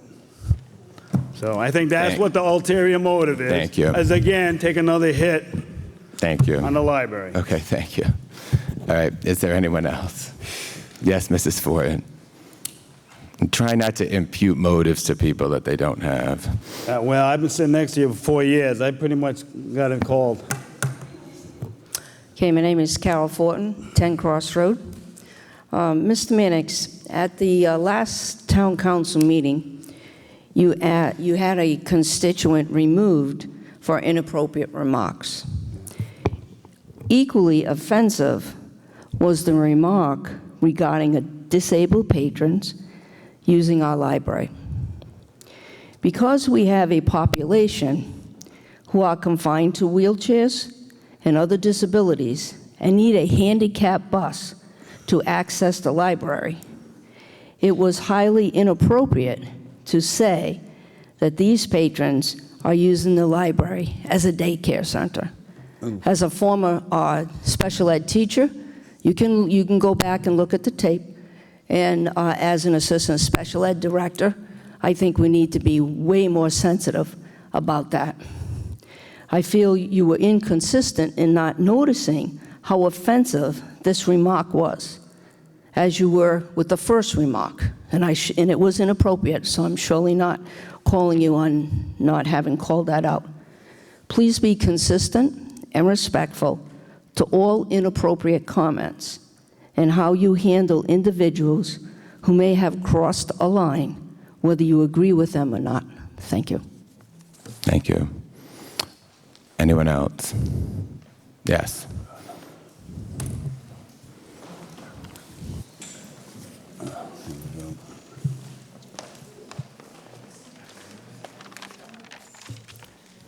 As you know, I don't speak very often.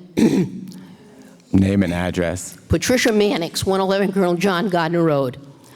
I spoke last time, and I want to speak again. The politics of personal destruction regarding the library issue has got to stop. I bring this up because of what happened at the last town council meeting. Mr. Brady got up during open forum and criticized the tactics of some of the library supporters. That is his right in a democracy. I know Pat Brady very well. I know his wife. I know his family. He's a very good man. He's come to council meetings since 2012 when I was attending. He usually has a prepared statement that he reads, whatever the issue is, and there's never been a problem. After he spoke, Rosalind Sinclair got up, and as he finished speaking, she accused Mr. Brady of drinking and having liquor on his breath. The reason I mention this is the chilling effect a personal attack like that has on other speakers who feel the same way he does. Do they want to be personally attacked and ridiculed? No. So, they don't speak at meetings, and many others do not even come to the meetings. But what they did do in November 2018, they voted. These personal attacks are about much more than the library. They are so personal and hate-filled that the ultimate goal is to get one or more of the duly elected council members to resign. The Belmont 4 supporters lost the election, but they still want to win and will do it any way they can. The personal attacks against Matt, Jill, and Ricky and their families is way out of bounds. I'm directing these final comments to the viewers at home. If you agree with them and you see them somewhere, go up to them, tell them you support them, and shake their hand. I know many of you already do that. My last comment is directed at Matt, Jill, and Ricky. You are doing what you believe is in the best interest of our town. And I want the three of you to know that many of us are pulling for you, praying for you. Hang in there. Be strong.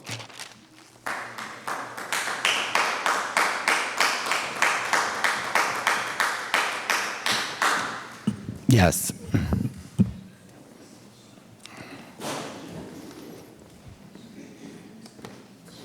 Nancy Nuccio, 8 Vanderbilt Drive. I'm going to read an op-ed that was in the Providence Journal on June 9th, written by Betty Cotter.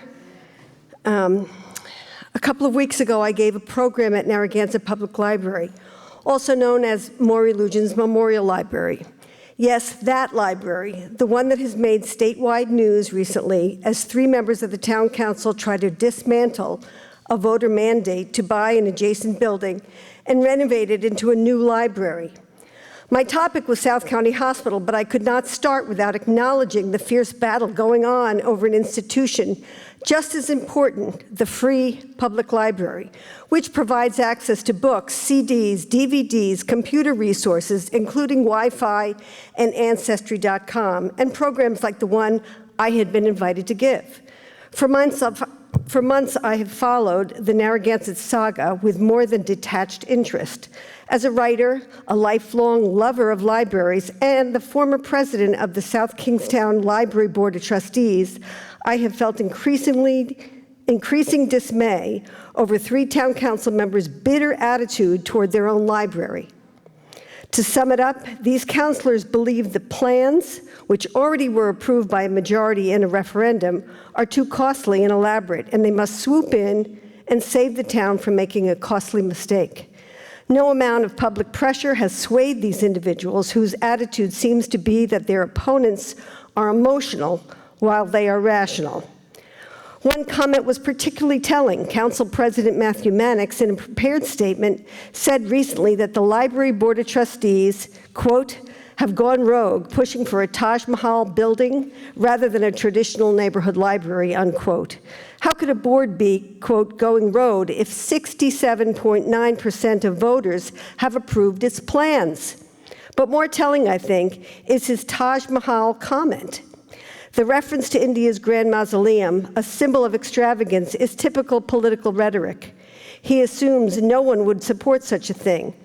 Yet there was a time when civic buildings stood for something. Consider the Granite Building in South Kingstown.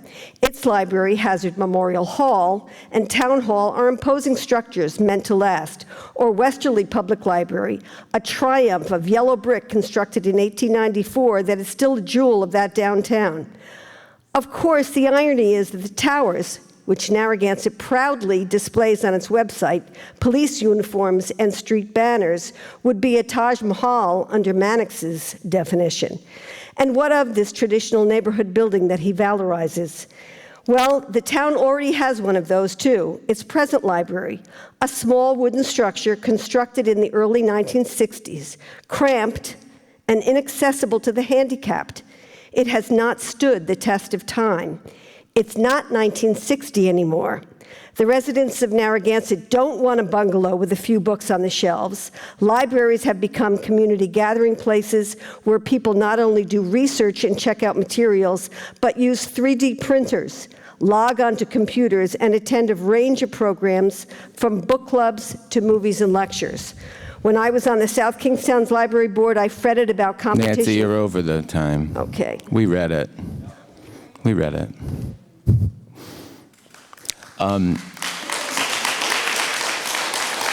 Suzanne. Suzanne.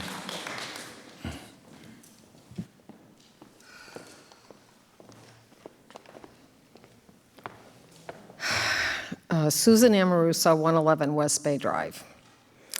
I am back again after an absence because of illness, but I did watch the proceedings on TV, and I thought how horrible that this is continuing over the library.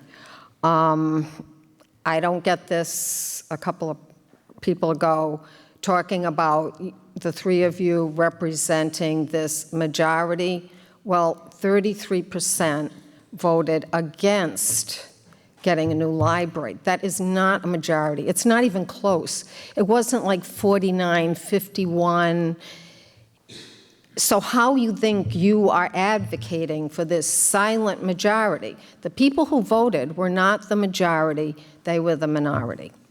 And this whole situation, because it involves a library that was the second most top-getting bond issue in the past 20 years in Narragansett, has gone beyond the state now. I was contacted by a national publication to get my take as a random person. I told them, I said, I'm not connected, I don't know all the ins and outs, but they wanted to know, like, how? Like, how is this that the bond issue passed? How is it that, you know, this whole thing, it's been 10 years in the making. They knew that much, that this has been not just a random choice, and I said this thing about Gilbane and how, at some point you have to let that go. It's over and done with. We own the building. Almost 68% of us said we want a new library. We don't want a remake. We don't want second floors that aren't accessible to the handicap. We want what we voted for. And we are persistent, and we will persist, and we will resist. And, you may think you're getting attacked. You might be getting ignored. But I've never seen any demonstration of anyone being horrible to any one of the three of you. I see you, and I just can't talk to you. But I'm certainly not going to attack you. And Ms. Lawler and Mr. Lima, you still have not learned that you're supposed to respond when a constituent that you represent, even if you don't agree with that person, you're supposed to let them know that you received the email. That's the polite thing to do. That's the democratic thing to do. Mr. Mannix, you did answer me.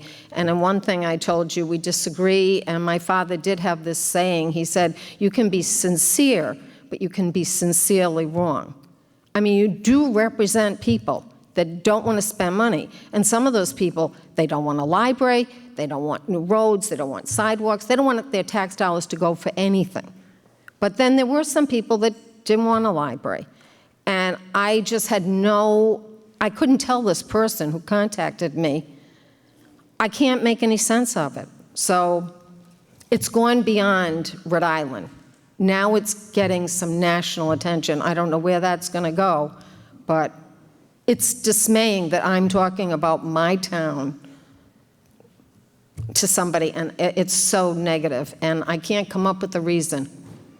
Thank you. Thank you. Yes, Karen.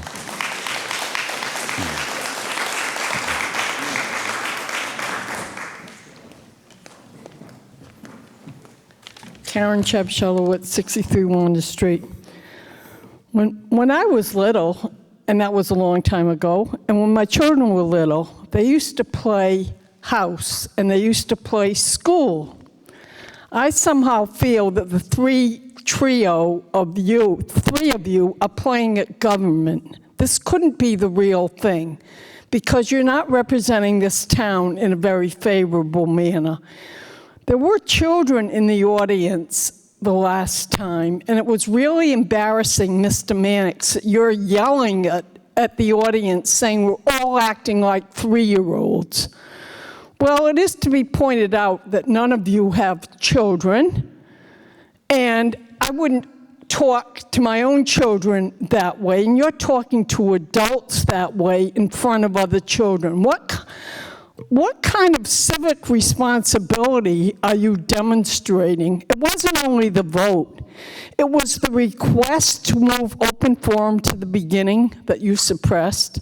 I noticed you allowed lawyers to go on talking about a land variance, but yet you cut off public comment, and there was no public comment on the budget. And I need to point out again that who was the top vote getter? Jesse Pugh. Who was the second largest vote getter? Patrick Murray. And yet the three of you have taken over with your strong arm tactics, and it's embarrassing for this whole town. The whole state is like, what is going on in Narragansett? So I don't know what point you're trying to prove, except power and politics is obviously more important to you than the welfare of this town, and I find it really distasteful. We did lose our children's librarian that was very attached to a lot of the children in town. Yeah, you can look away, Mr. Mannix, but I noticed you were paying a lot of attention to the lawyer when he was speaking before about zoning changes, but you don't want to hear about the library. It's shameful, because the library represents democracy, and I look at you as three monarchs that don't really represent democracy in a very positive way. And it is disgusting, and it is, you were calling the audience names in front of children who were there supporting a library. What kind of demonstration is that? If you had any good ethics at all, you would all step down and allow new people to come up there and allow Jesse to be the chair and Patrick to be the president pro tem, because that is what the election really was about. And it's only increased the importance of the library to this community. But you're blowing it off, just like you do anything that isn't going to bring particular power, and I don't know, I think it's bizarre, absolutely bizarre. I think the three of you bizarre, to sit up there and... Thank you. Yeah, thank you. That's very kind. I can't thank you. Kind. Yeah, you want to take a book out on being good manners, Mr. Mannix. Why don't you go into the children's section and take a book out on Thank you, Karen. ethics and manners? Thank you, Karen. Because I don't think you have either. Thank you, Karen. Yes.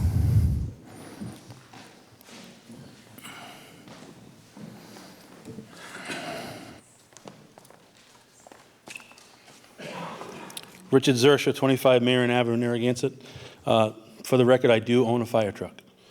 67.7% of the vote keeps getting brought up. The last time I spoke, I asked the question, was the Belmont building on the ballot? The answer is no. Many people go into an election and they walk into the ballot booth and they take a look at what's on there for bonds, and a lot of times they don't read ahead of time what it actually is. So many people, when they go in and see, wow, library, great idea. And everyone here supports a library. I support a library. I've said it many times. I'm friendly with everyone on the council. I've spoken to many of you about this, and I've also spoke to Patrick specifically, just for the record. So many people that voted for the library issue didn't know what building they were voting for, because that wasn't actually specifically in the bond verbiage. So I would like someone, please, to correct the record and just get it out there. Secondly, this whole level funding for 5 years, or the past 5 years, apparently the library was overfunded for the last 5 years, because they must have overstated their need, and if they didn't, please just someone correct me. I really would like maybe the finance director to put a report together of all the money that went to the library, how it got there, and what was done with it. How do they come up with $670,000 of a surplus when they have an $800,000 budget? You don't want the fire department with a $5 million budget have a $4 million surplus. That doesn't happen. So I think some corrections just need to be made, put it all out there on the record for everyone to see, and maybe it would clear up a lot of this. There are many personal attacks that go back and forth here, and I've seen them on the social media, and I've seen them on TV, and now I'm here again tonight, and I see it again. And I'll say it again for the record. I'm a younger person than a lot of people in this audience, and I'm like shocked by what they have to say on and off the record. So I think some little more nicety could be done here. Put the records out there for everyone to see. Put the reports out. Where'd we get the funding? Where'd the money go? What was it? Was it really appropriated properly? And was it saved properly? And let's just move on. Build a new library, but just build the right one in the right place. Thank you. Thank you. I'm sorry, if there's no one else, just a couple of things. The first July meeting, we are not having a first July meeting, so we'll be back here on July 15th.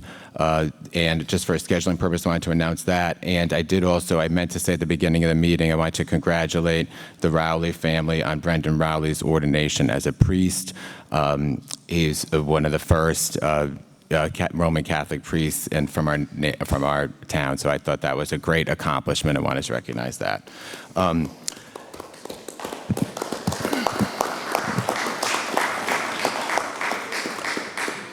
A motion to retire to executive session of the Town Council in accordance with Rhode Island General Laws 42-46-4 and 42-46-5, subsection A, collective bargaining, police, IBPO Local 303 labor contract in accordance with Rhode Island General Laws 42-46-5, subsection A2, and real estate acquisition or lease of real property, former Belmont property, for public purposes or of the disposition of publicly held property in accordance with Rhode Island General Laws 42-46-5, subsection A5. So moved. Second. Roll call. Mr. Lima, start the roll call. Richard Lima, aye. Jill Lawler, aye.